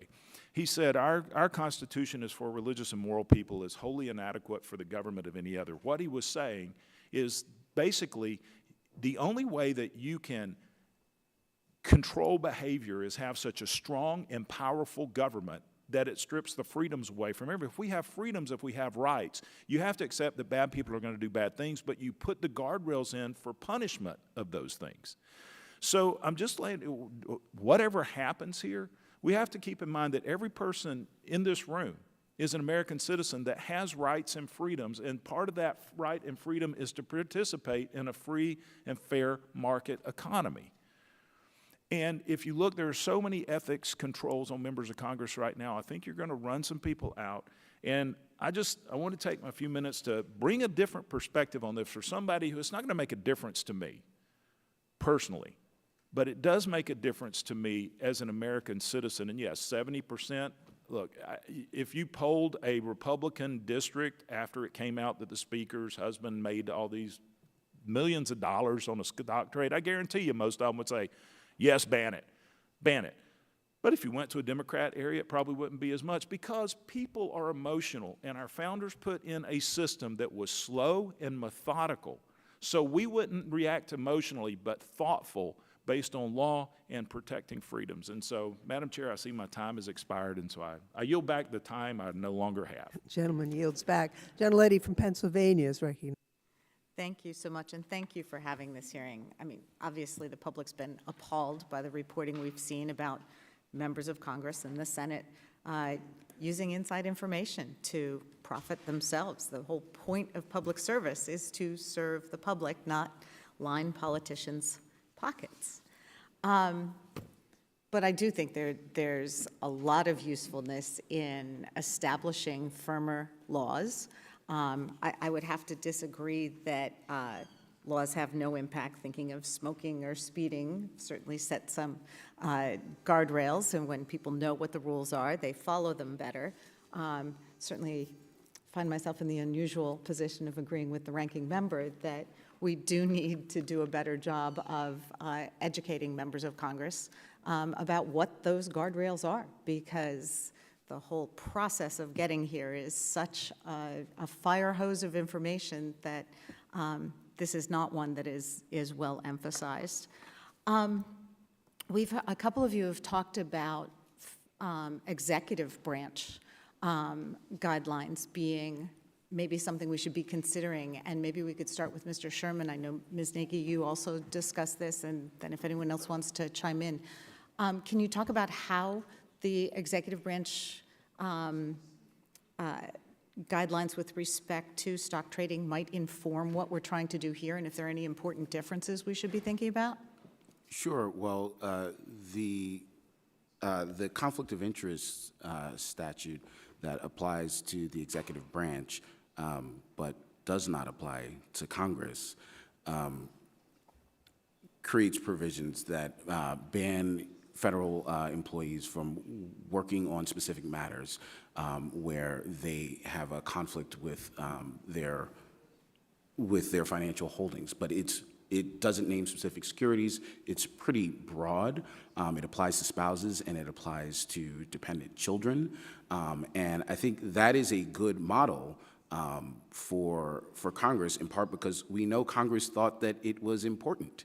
I don't know why Congress opted themselves out of it, but I think that is a good floor, with the recognition, however, that members of Congress are differently situated than executive branch employees, because executive branch employees have the opportunity to recuse themselves from matters where there is a financial conflict.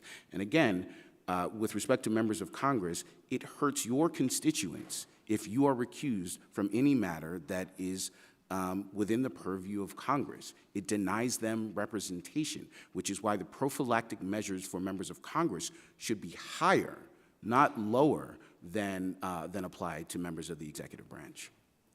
Ms. Nagy? Yes, thank you. If one is a member of the executive branch and one is charged with shaping health care policy, one cannot own health care stocks, full and simple. Sometimes it's prohibited by statute directly. Sometimes it's prohibited because of the conflict of interest statute that Mr. Sherman just took us through. Members of Congress can own stocks and shape health care policy, and they do. And they are complying with all current rules and all current disclosure requirements when they do, which says to me a change needs to be made. We have had instances where legislative branch officials, where lawmakers, when the president nominates them to move to the executive branch, has to sell their stocks because they can't do their jobs. But they went for decades doing their jobs here in Congress, and they were complying with congressional rules, which says to me congressional rules needs to change, and I think a federal statute is the way to change that. Okay, it is interesting, since the scope is so broad. I mean, we have to deal with wars in Ukraine, and we have to deal with child care tax credits and everything in between. So that is an interesting distinction. I think you had something, Ms. Hempowitz. Yes, I just want to, in addition to what my colleagues have said, I think it's also important, the executive branch provides a really good model for any particular exemptions or unique situations as they come forward. You know, I know people have asked questions about how would you handle cryptocurrency underneath these, underneath the new restrictions. I think the executive branch, you know, has provided a really good roadmap of how to do that. There are also questions about, you know, non-nuclear families and how would they be approached. The executive branch has had restrictions that are stronger in many ways than what's being considered right now for Congress, and has found a way to make it work, and has found a way to make it work without deterring successful people or, you know, people from the lower economic ring in our society in participating in the executive branch while under those stricter restrictions. I have a gazillion more questions, also wondering how much public financing of campaigns would help, but thank you, and I'll yield back. A vote has been called on the floor of the House. We have 2 votes. So we will recess at this time to go vote. It's probably going to take at least 40 minutes to come back. So you may want to go get a cup of coffee or something. And we have at least 3 members who have questions. And there's been discussion of maybe having a second round if you all are game to stick around for that. So at this point, we'll recess and we'll come back promptly after the second vote.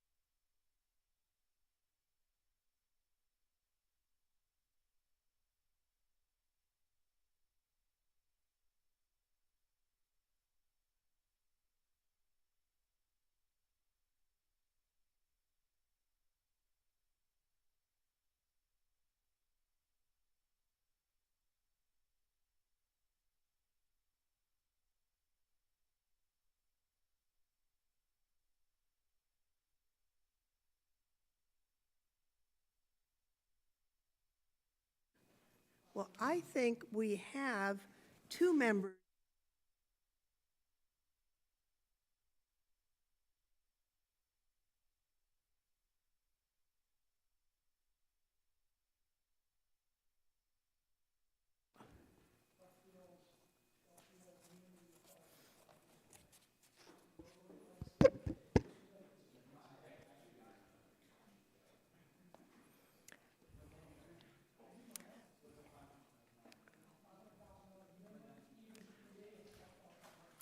Ms.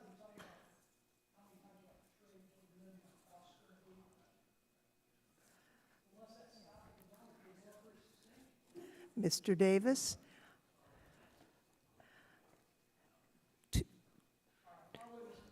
Okay, oh, good.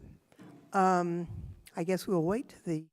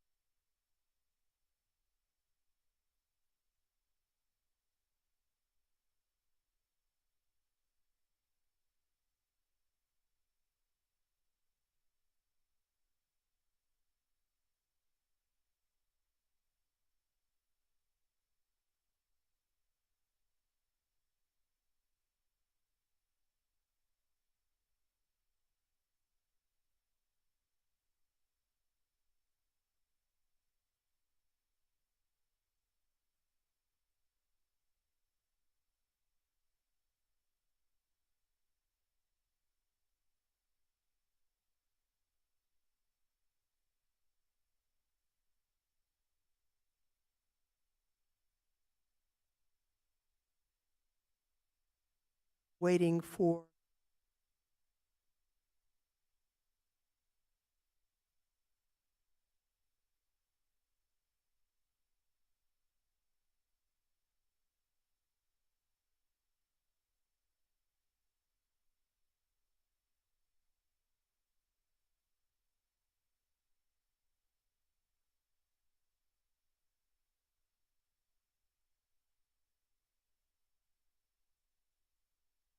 his gigantic stock portfolio, which he inherited as a child.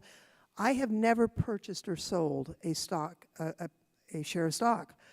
So in some ways, this is very much an educational experience for me on the nuances and the questions that are before us. I'm sure the ranking members had the same experience I have had, people asking questions, what about this, what about that, that by and large I don't have the answer to. So let me pose this question. Several people have, I think the goal is, if I'm hearing everyone correctly, is that a member of Congress should not be able to personally benefit financially from the information they receive because they're a member of Congress or because of the decisions that they're making as a member of Congress. And I think most of us agree with that. So the question is how to address that, and I think as people have asked me questions, it seems like there are more complications than it would seem at first blush. So let me ask the fundamental question, which has been asked to me: why stocks would be different than other assets?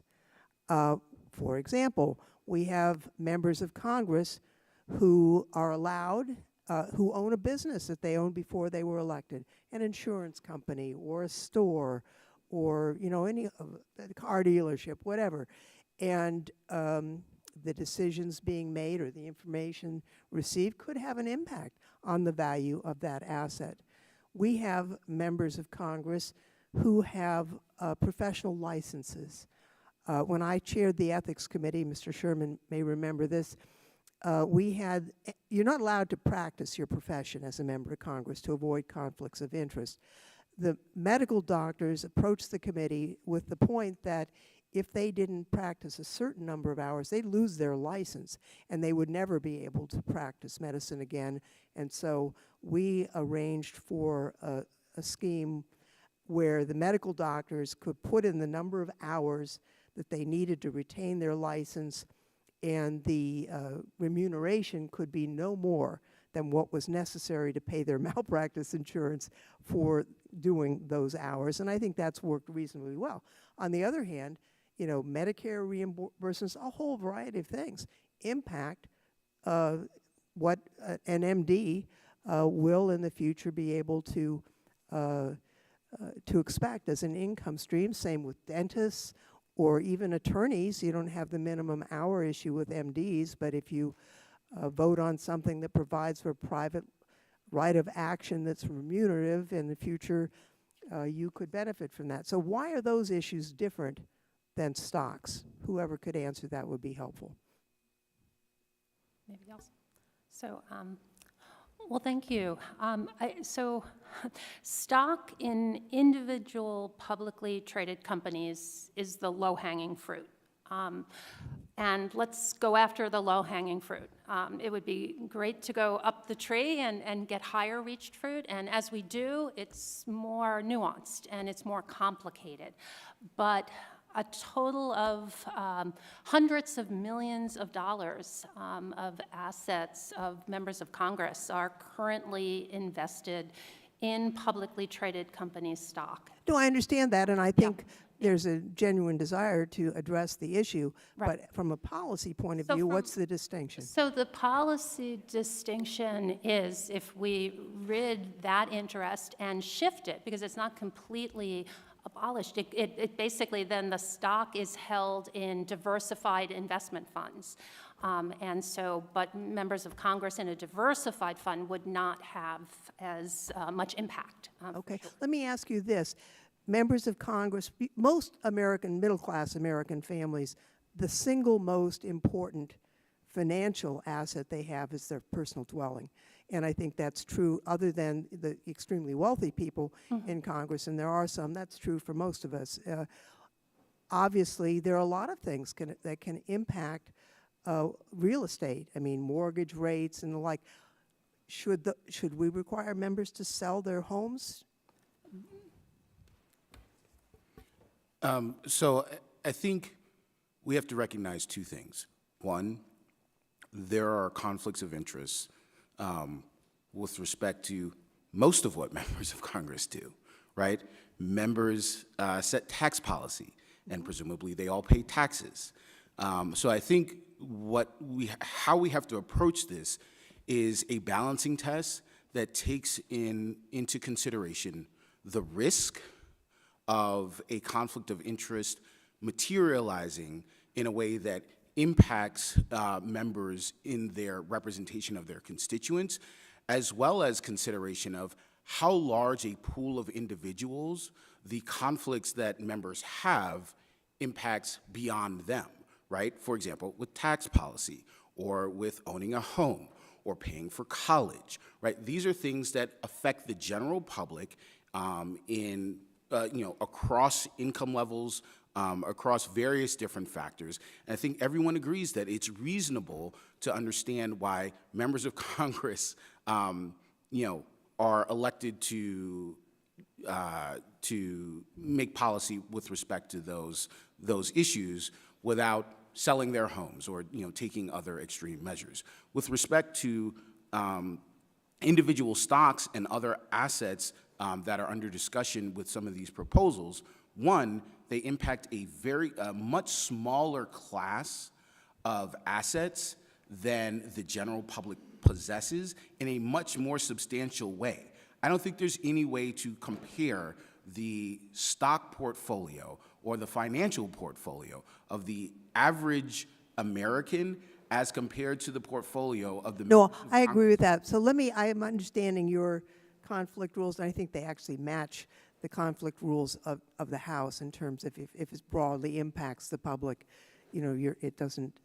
But let's talk about businesses. Lawyers, and I know a number of lawyers who are in the House, and if they were in private practice, they had to shut their practice down and lay off all the employees. Other people who don't have management of businesses, they can keep those businesses. Why would those businesses be treated differently than a stock portfolio because obviously most Americans don't own a business. How would that be dealt with, and what's the policy distinction, if any, being made? I don't think they necessarily should. I'll give you an example from the depths of the ethics manual. With respect to recusal, there's a provision, an example in the ethics manual that says it's okay for members of Congress who own a brewery to vote on prohibition legislation. That seems like an obvious conflict of interest that any normal person could understand, that the congressional ethics rules not only explicitly allow, but articulate as an example of how Congress should function. I think that's a problem. I think there are lots of businesses and interests in privately held companies that present the same level of conflicts of interest that we are seeing with stock tradings. As Professor Nagy said, I think we should handle as much as we can, as judiciously as we can, but that doesn't mean that other conflicts don't exist and shouldn't be addressed. I think there's a reasonable test and a line that can be drawn. We've seen it with small farms and things like that, but certainly they present the same conflicts that we're dealing with here. Let me ask a question. Maybe this is a dumb question, but as I indicated earlier, I've never purchased any stock or sold any stock. If you look at my disclosures, however, it looks like there's all these stock trades. Well, what it is, my husband he's a lawyer, he's a sole practitioner, and he has a retirement fund that some guy at the bank manages for him. And I don't know what he's doing, and I suppose my husband could find out, but I don't think he does. We just say, don't buy fossil fuels, don't buy tobacco, don't buy gambling, and sometimes he doesn't even adhere to that. But that's not a blind trust, but in fact, we don't know what he's doing. Could you substitute the very burdensome, and we said, there are problems in terms of what you put into a blind trust, but the asset requirements and all the, the blind trust rigmarole with a more simple approach that you attest under penalty of perjury, the member, that you don't know and you're not directing and you're not receiving information, and the person who's doing the investing does the same penalty of perjury attestment. Does that work? If I could jump in on this one, I think Sure.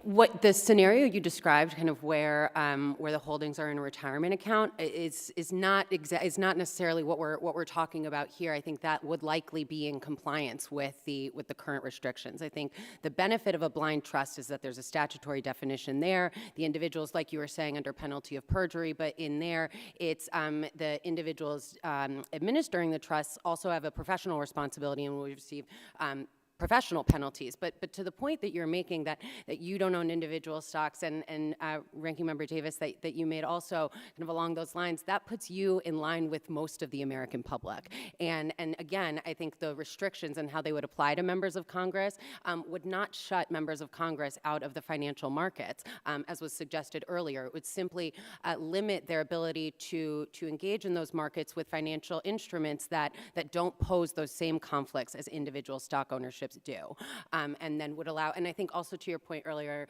about what is the goal here, absolutely the goal is to make sure that members of Congress aren't corruptly using information that they have, but I think the goal, it has to be a little bit bigger than that too, and it has to be that Congress crafts ethics rules and laws that are strong enough that the public doesn't even have to worry about whether or not that's happening. It's the appearance as well. The appearance of I a conflict understand is as damaging to the integrity of the institution as an actual conflict. Let me ask a couple of questions that I have been asked. If the goal is basically to keep the member of Congress in the dark, and if they don't know something, they can't act upon it, to overstate that.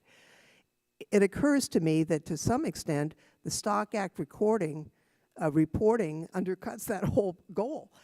For example, once a year, my husband grumbles about it. He has to fill out this form because I don't know what's going on. Once a year, I find out what he's been doing. I guess there's that value as a spouse. But otherwise, I would never know. So to some extent, the reporting aggravates the situation. And you have to report for tax purposes and then once again for disclosure purposes. Would it make more sense to align the dates of the disclosure so that the tax and reporting are at the same time, you don't at least have two disclosures, that's something we could do by adjusting the disclosure time for members to coincide with tax time. Would that help some? My understanding is that the reason why the FD date is a month out is so that members can file their taxes without having that butt up against the deadline for FDs. I think, frankly, taking a poll of members and figuring out if the intent behind that accommodation makes sense would be a reasonable approach to figure out if it should remain in place. Let me ask a couple of questions that have been asked to me by various members, and I won't go into any names, but people wonder about this. Member of Congress is estranged from a spouse, not divorced, but it's obviously heading that way. The non-member spouse is engaging in rampant stock trading and will not comply with requests of the member spouse. What do you, I mean, should we have a provision where you can say this is out of control or we're estranged? I mean, you're going to hold a member accountable for something they can't control. What do we do with that? Yeah, I think one thing to consider, or two things to consider with any exemption or potential exemption would be, well, one good roadmap is to look how the executive branch has handled it. Again, you know, they've had these similar restrictions for over 60 years. But I think kind of the bigger, broader principles for Congress to consider when thinking about this or any kind of exemption to these to this rule is that any exemption takes you further away from what the American people are asking for. And so I think as a threshold matter, Congress should ask itself, could this exemption undermine public trust? And if the answer to that is yes, I think Congress should then ask, is it absolutely necessary that we figure it out in this legislation? Or is it something that we could do in regulation? But I also think if it has the potential to undermine public trust and is not absolutely necessary, I would urge Congress to resist the urge to address every individual instance that may come up, because I think it just further complicates a system that really benefits from simplicity. That may be the answer that people have for the other specific questions I've been asked. People have asked about, what is it, 527, these education accounts? Is that the right code section? Would that be covered because members contribute for their children and for their grandchildren so they can go to college? And people are worried that, you know, most of the members of Congress could earn a lot more money in the private sector than they're learning here. We're not asking for a pay raise. We're just noting that if you can't support your kid's college application, you know, endeavors, and you have to quit. So I think you're referencing 529 Yes, savings that's plan it. for tuition. And the way those usually work is that you put in your monthly contributions or annual contributions, and it's typically directed into a diversified fund, sometimes an index fund, sometimes So it's because mutual. you don't control it, Correct. it would not be You do covered. not control the individual stocks in the portfolio, in the basket of stocks that the fund would own. And that would be true for retirement funds as well, I would assume. And I think Correct. it's in addition to, because you don't control them, but also they meet definitions of being diversified, and so you're not having that. You don't have that same impact on any one particular sector or any one particular company as you would with individual stock ownership. Okay, let me ask a question that's come up. You inherit stock. And I'll give you an example. We no longer have this stock, but my husband's Aunt Mary was married to an oil field worker, and it turned out that she had stocks in an oil company that Ed had received, and he had died, and she never had kids, so her nieces and nephews inherited it, which we didn't want. But what do you do when that happens, either for you or your minor children? You've acquired it, but not really intentionally. Well, I would go back to what my colleague, Ms. Hempowitz, said. I think we're designing a ethics regime for the legislative branch.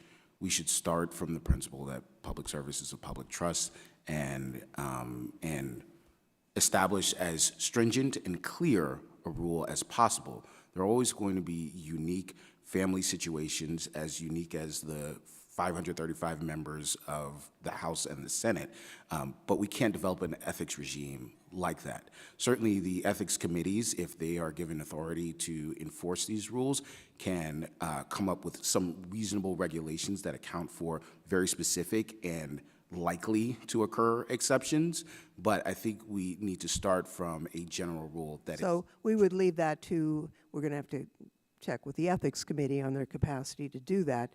I mean, for example, one of the questions I've been asked is, what if your spouse is employed in a company and their compensation is stock options? Do they have to work for free?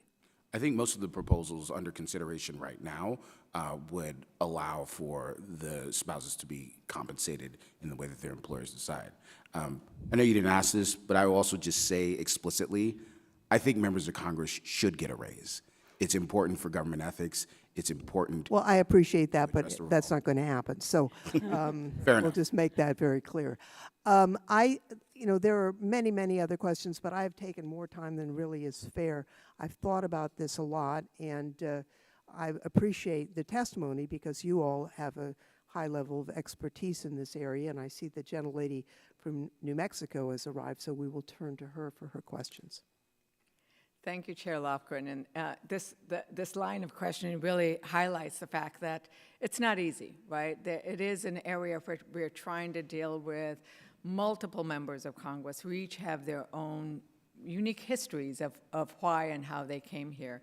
I will say that over the last few months, one of the top reasons why my constituents have been reaching out to me is that they want to urge a ban on individual stock ownership for members. So it is not something that is in a vacuum. We are dealing with our constituents are asking us to make sure that we have that separation, that we have that independence, and that our best interests in what we do financially is not at all tainted by what we do here. And, and I agree with that. I don't think members should be in the business of owning or trading individual stocks. When I first got elected, soon after it was brought to my attention that my retirement portfolio had my 401k had a very modest amount in an individual stock. So I had to go in and actually take the extra effort to actually say, no, you can't get rid of that. I do not want to have there be any question at all. But as the chairwoman noted, I was not aware of that until it was brought to my attention, and I immediately asked them to turn it into something else. I don't know what you're going to do with it, just turn it into something else. But the other thing that strikes me is that we're talking about choice. I loved the fact that that word came up a lot, because when we run, when we ask voters to elect us, which we have to do every 2 years, we are making a choice at that time. So if we know that we have a large portfolio of stocks, and if it is known in advance that once you get elected, you are going to have to divest yourself of those stocks or put it in a blind trust if you have enough to make sure that you can pay the costs and deal with the complexity, that's a choice you are making when you are asking voters to trust you. And so we need to return that trust. And as long as we know that's what we need to do, then that comes part of the decision-making process. But there is an issue of timing. And so, like, how long would you recommend that a member of Congress, once elected, be allowed before they have to engage in that divestment, before, if they inherit something, what is reasonable then? I mean, because we want to be able to provide a period of reasonableness that everybody knows about. And I'll ask that of the panel. So I see several of you shaking your heads up and down. So what would you answer to that? I'll be faster than I usually am. I think the important thing, again, to consider is and look and see how things have been handled in the executive branch. And so I think the timelines that are given there, I think might be a good indicator. I think also, some people have suggested that maybe any additional restrictions shouldn't go into place until a member wins re-election. And I think that may also be also be reasonable. I think we're certainly not trying to create an ethics program that's impossible to comply with. We're trying to do the opposite, and it should be as simple to comply with as possible. Right, and waiting until after re-election allows that member to make the choice as to whether they will continue to ask for that. Mr. Sherman. I agree. I think the executive branch provides some examples. I also think that the time period should be with all deliberate speed, particularly relative to the 2-year term of service that members are elected to. So I've seen some proposals which are 90 days, 120 days. That seems not unreasonable, but I think with all deliberate speed is advisable. And Professor Nagy, as you answer that, I have another one, and since I don't have a lot of time, I'll just see if you want to answer that. And also, we keep pointing to the executive branch and its models. Are there instances of something that's in the executive branch that doesn't quite fit within a congressional setting, and what are some of those examples? So on the timing issue, I would say that I think a number of the bills actually, particularly for inheritance, raise 180 days as the time that someone would have to divest. And I think the consideration there is that sometimes the stock market is not doing what one wants it to do, and that gives a little bit of time there. I would also say for any divestment that is required under legislation that Congress enacts, I would also recommend the same type of rollover of capital gains tax that is currently in force, that Congress has currently put in the statute for the executive branch. I think that if someone sells assets, sells stock and other securities because they are ordered to do so, and they move that into a diversified mutual fund, they should the law should be written so that capital gains is deferred. Going to the executive branch, that is the rule in the executive branch. I think what the executive branch has, because it is, in most instances in the agency, it's not an outright prohibition, although there are exceptions. The FCC is one exception. Don't own telecommunications stock. The disclosure forms that executive branch officials complete allows the ethics agency to determine whether there is a conflict of interest or is not. And then that then triggers the need for recusal or divestiture. And clearly that's not the instance here. Mr. Sherman before referenced the sort of brewery example that is codified in the manuals there. The House and Senate Ethics Manual reference stock ownership and explicitly say that divestment is not required even if members own stock in companies that directly and substantially affect the legislation. So the problem is greater than the current law allows this. It's that the problem is that the current rules in the House and Senate safe harbor this. Thank you. My time has expired, Madam Chair. Thank you. Gentlelady yields back. Ranking member is recognized for our second round. Thank you, Madam Chair. Again, this is a great hearing. I do truly appreciate the witnesses. Going back to our previous conversation, I think what we're hearing from our witnesses is that members have a choice. You can either go into a qualified blind trust that I've already established. I and most members of Congress would never qualify for one company, LPL's minimum investment of $500,000. Don't have it. Most members don't. Or divest individual stocks that then we'll get accused of getting a special privilege of deferred capital gains. So those types of, you have to take into consideration what the perception is when you all come up with what you think might be a great idea for Congress, but we're in a different perception. That crew might call us corrupt if we take that tax break. Who knows? I'm focused on the middle class member. And I just don't believe that forcing middle class members to divest an ownership portion of a family farm or to divest ownership in a business that their spouse may be a part of, their dependent children, I just think it's untenable. Would you all agree that your proposals are mainly geared toward the wealthiest members of Congress? I wouldn't say so. Okay. All right, Ms. Nagy, you testified earlier, you don't believe the ballot box is sufficient to be a check on members of Congress, drawing analogies to different rules with different branches of government. I want to point out that only 2 people in the executive branch are elected, 0 in the judicial branch. We've had no discussion on the judicial branch right now. I don't think that analogy compares apples to apples. I mean, we're accountable to 800,000 people every 2 years. We have a job interview called an election. So my testimony before was that the ballot box is not a sufficient remedy to ethics, because ethics affect the nation, affect everybody. And so if a member has conflicted investments and is generating a public perception that the reason he or she is advocating for legislation is to juice the value of their portfolio, that's a national problem.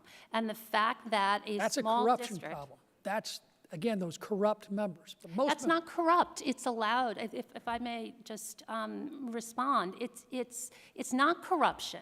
It is currently completely within the House and Senate rules. Do not prohibit a member from owning stock or owning an investment and advocating for the direct benefit of that investment unless, and there is an unless they are the sole beneficiary of that legislation. Do you have a number that your research has put forth that would determine how many members of Congress are doing that? How many are doing that? How many are How many actively people doing are advocating for legislation because it benefits their Yeah. own portfolio? I'm not sure how that can be quantified. If I may? I agree. Hold tight. I appreciate it. I'd be glad to get to you. I'm a limited amount of time. I don't control the committee. But this is a great time to be able to ask a lot of different questions. So as we look ahead, all right, let's look back. So we were coming into a pandemic, right? We, in a bipartisan way, virtually unanimously created the Paycheck Protection Program. Benefited a lot of small businesses that are attached to stocks maybe members own. Should every member of Congress, because they may have voted for that program, was that a corrupt thing because we tried to save the economy? Is that something that you can go back and say members of Congress benefited? I mean, in my particular case, I was accused because my family members got PPP loans of trying to benefit my own family when I have no financial interest. But that's settled in the election. I mean, I think you can try to find a connection to everything we do, but again, most members of Congress, I truly believe Republicans and Democrats want to do the right thing. I don't trade stocks because I don't want to have to fall into some gray area of a reporting issue.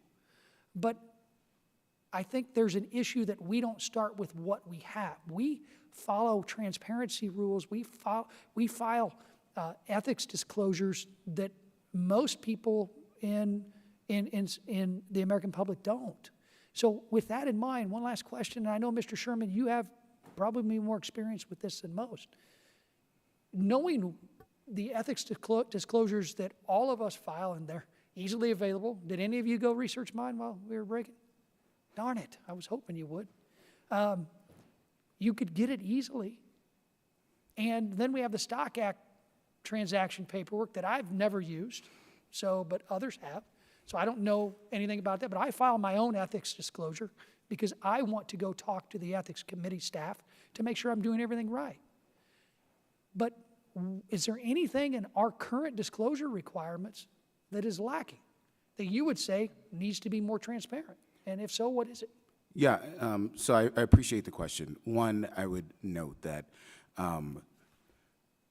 the only way to really know if a member is acting on a financial conflict of interest is to see their communications about that policy. But Congress is exempt from the FOIA, right? So when you talk about true transparency, I think there is some transparency, but the transparency with respect to members of Congress, how laws are made and their financial conflicts of interest, pales in comparison to the executive branch. I would also note that with respect to financial disclosures and periodic transaction reports, they are accessible to, I think, the folks on this, What are on they this missing? side. What are they becau- missing? I think they're not easily accessible to the general public. They're not machine readable. You can only view one document at a time. So if, for example, one of your constituents wanted to review all of your transactions over the course Okay, of so your tenure, you have an they accessibility. cannot easily do that. You have an accessibility based on something that can be fixed, make it more searchable and sortable on the Clerk of the House website. But I'm talking about the disclosure itself. Sure. The Disclosure does itself not correct conflicts. Is our ability as members of Congress, it's our ability to tell our voters and tell every person in America, here's our financial picture for our entire household. Here it is. Chairperson Lofgren, she laid out how her personal situation is each time that ethics disclosure comes. I know what mine is because I do it. But what on that disclosure, what are we not doing that gives corrupt members of Congress the ability to hide wealth or hide trades or hide something that you, as a former ethics committee attorney, you used to see these corrupt cases, right? Mm-hmm.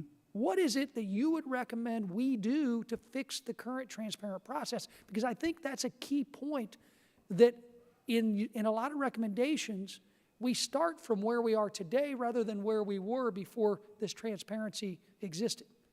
And we start at a point rather than looking back and saying, what can we correct to make the periodic transaction report better? What can we correct to make the ethics disclosure PFD better? I think, as I said, making them more easily accessible to the general public, machine readable, but also we've had, as you mentioned, 59 members of Congress violate the Stock Act since 2019. So we got to do a whatever better job. enforcement mechanisms are in place clearly aren't working. Maybe there's education Training. as you mentioned, which I think is incredibly important, but the penalties aren't high enough to promote the compliance that I assume that members want and that the public is demanding. I'm going to ask you guys one more time, and anybody else can answer this. This is my last question. I'm sorry, Madam That's Chair. why I was going Thank to you. ask if you would yield for a I follow-up will yield. on that, because Yeah.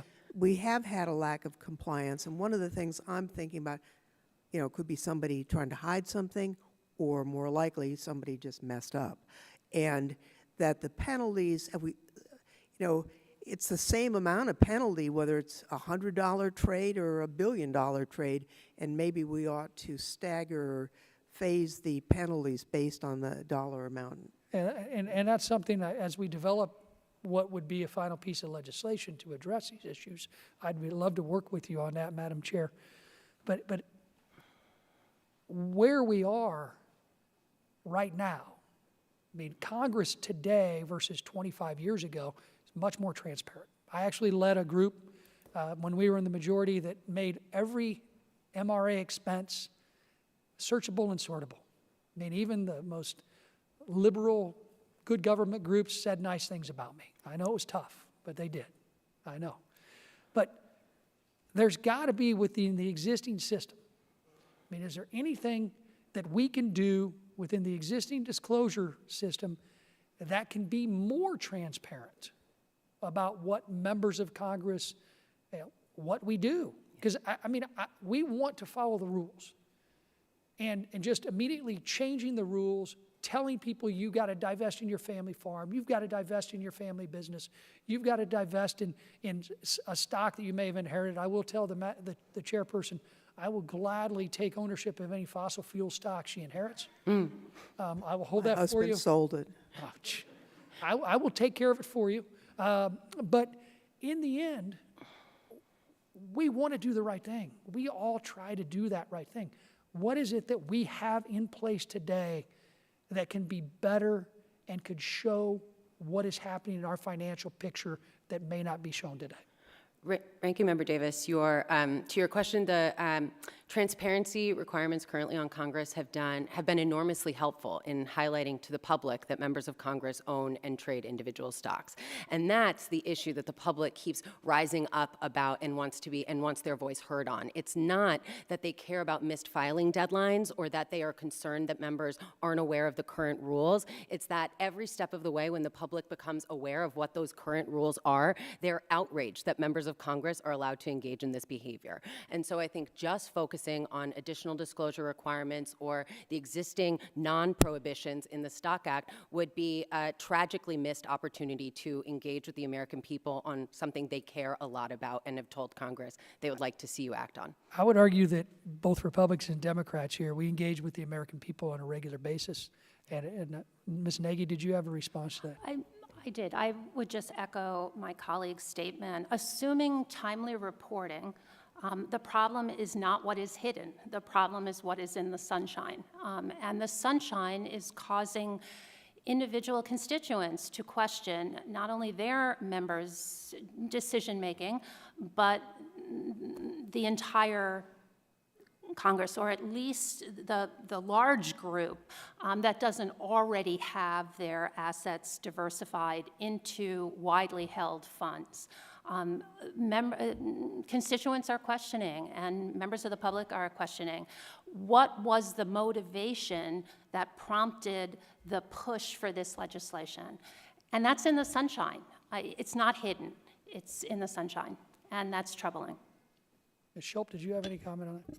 Yeah, I have two comments to that. And one, we keep coming back to the question of diversified funds. And I think it's an interesting, good question that we keep coming back to. But keep in mind that some of the questionable trading that happened during the COVID pandemic was in diversified funds.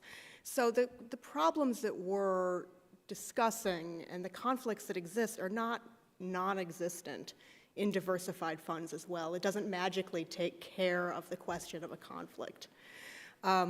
On the question that you posed directly with respect to what could be better in the disclosure now, I think the long lag between the time that trades happen and the periodic transaction reports are required to be filed is something to take a look at. And where I've had interactions with the public, I've heard calls for more timely and quicker disclosure on that front. Corporate insiders are required to disclose within 2 days. That's not a completely comparable situation to Congress, but having 30 or 45 days after a trade takes place is an exceptionally long period of time after that trade takes place for disclosure to happen.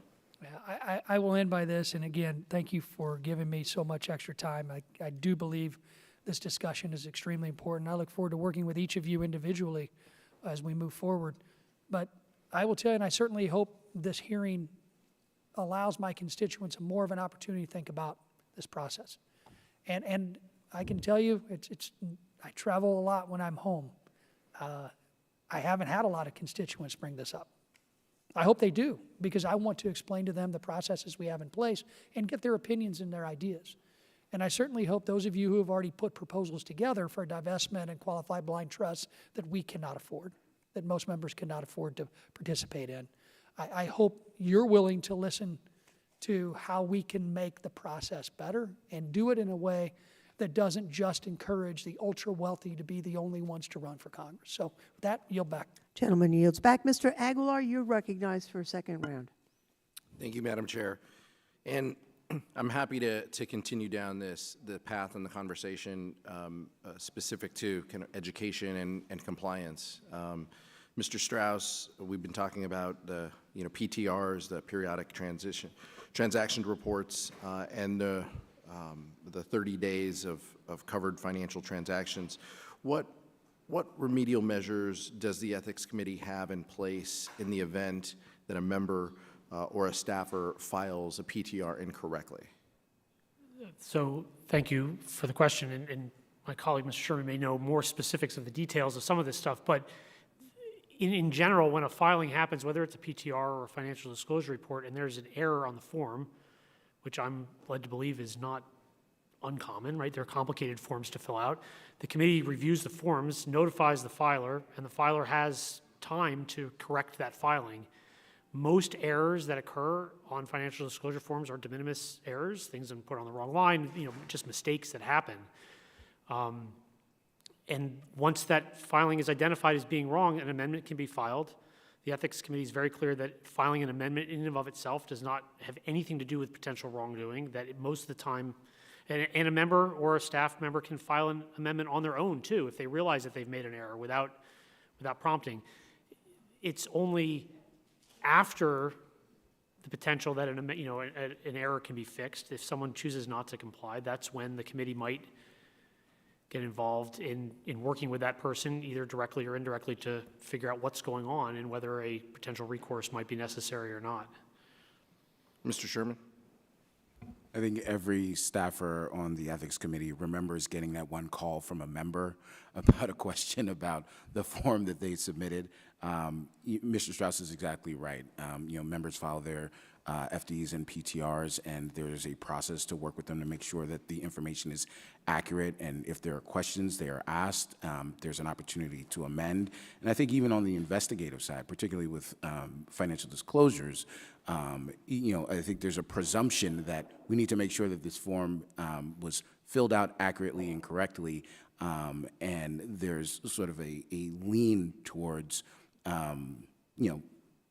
presuming that members sometimes make honest mistakes, which we all do.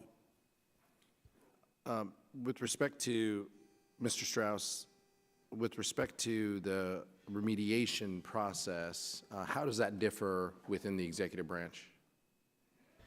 So a designated agency ethics officer in the executive branch has prescribed tools that are potentially available to them depending on individual circumstances.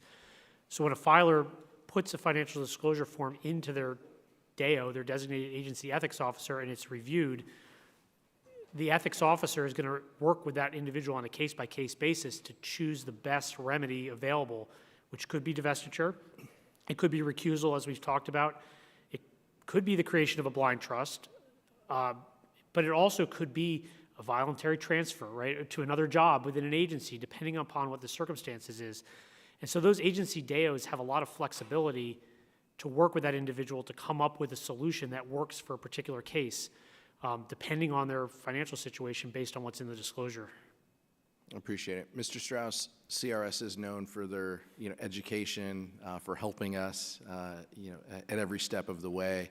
The ranking member talked about opportunities for new members to receive information. What would you envision? What does a training session on this look like? How should we think about scaling up the member educational pieces of this process? No matter what road we pick, what should that look like? Well, first, I would say that I don't, or nor CRS presumes that education is not already occurring, right? And that there are requirements for that educational process to take place. In the executive branch, the Office of Government Ethics works very closely with the designated agency ethics officers in each agency to train them so that they can then train the staff within each agency. So ultimately, the ethics committee is the one responsible for holding those ethics trainings and for deciding the type of educational content, right, that might be included within that process, both for members and for staff. I've never taken that training, certainly not the member training on that particular topic. But to Mr. Davis's point earlier, I mean, more education is almost always preferable in these types of situations. And probably the advice I give offices that call more often than anything else is, when in doubt in this space, ask for permission, don't ask for forgiveness. Call the ethics committee's advice and education staff and ask them, rather than presuming to know what the answer is, even if you've gone through that training, just to make sure you're on the compliance side of whatever the circumstance might be. Yeah, my situation is similar to the ranking members in that, I handle this document because it's about, me and it's about my circumstance and my household. I want to make sure that I do this right, but that often means I'm reaching out to the committee directly and filing this as well. So, but I do think that there's a lot of space on the education side. The policy piece is why we're here, and it's something that we have to do, but I know that the chair, feels strongly about giving members the tools to do this job successfully, and I think that there is some space to do some more on the member side. Thank you. Yield back. Gentlemen, yields back, and we've had another vote called on the floor, so I will just make a couple of comments. I think, I don't remember which witness expressed concern, but I know it's been expressed among certain members that we not hold up whatever we're going to do relative to the legislative branch for changes in the judicial branch or the executive branch. I don't think we should hold this up for that. On the other hand, I don't think we should hold up reforms in those areas too. So the obvious answer is not to put them all in one bill, but to let the processes move forward. And I think there's very strong evidence that we need additional measures in the judicial branch. I don't think it should be combined in one bill with this, but I don't think we should hold it up while we're working on this. Real simple question, and you know, the ranges on disclosure, I've never understood that. It's like, okay, between 0 and 10,000, well, if it's $5, it means one thing, and if it's 10,000, it means something else. And you really can't tell what's going on. And then for people who are very wealthy, it's over 50,000. Well, maybe it's $1 billion. That would be something we'd like to know. What's wrong with just doing the actual dollar amount in the disclosure? Is there a reason for this? I think sometimes it's hard to be accurate, and members definitely don't want to be inaccurate. But I agree with you. I think the demarcations could probably use a little bit of work. Okay. I'm going to close out and just say that without objection, the following items will be included in the record of today's hearing. The February 17th, 2022 CRS report, a letter sent on March 28th to House leadership and this committee from 19 good government organizations, an April 7th, 2022 letter to this committee from the National Taxpayers Union, an April 7th, 2022 letter to me from Representatives Krishnamurthy, Ocasio-Cortez, and Negus, and a March 17th, 2022 Wall Street Journal article, Dozens of Federal Judges Had Conflicts, What You Need to Know, a December 10th, 2007 Kansas Law Review article by Professor Megan J. Ballard, The Short-Sightedness of Blind Trusts. I would note, and we've had a lot of discussion about education for members. As you know, this committee is tasked with having a new member orientation, which we take very seriously. We had significant training and information sessions on this and many other things over a 2-week period. Among other things, we had the Ethics Committee come in and discuss all their obligations and a discussion of the disclosure forms and the PTR reports and the like. However, as our only freshman on the committee said, it's like a fire hose at freshman orientation. So the ranking member and I have been gossiping that maybe we should do a separate webinar or something of that nature on this, similar to what we've done with the Congressional Accountability Act that every member has to do once a Congress or something of that nature. We can work on that without legislation, obviously. I will note that we very much appreciate our witnesses' time. I know it's been a little disjointed because of floor votes. We'll ask if you would remain open to additional questions that we may send to you. The hearing record will be open for your responses, and I don't know, Mr. Davis, we've got a vote on the floor. Anything you want to add before we adjourn?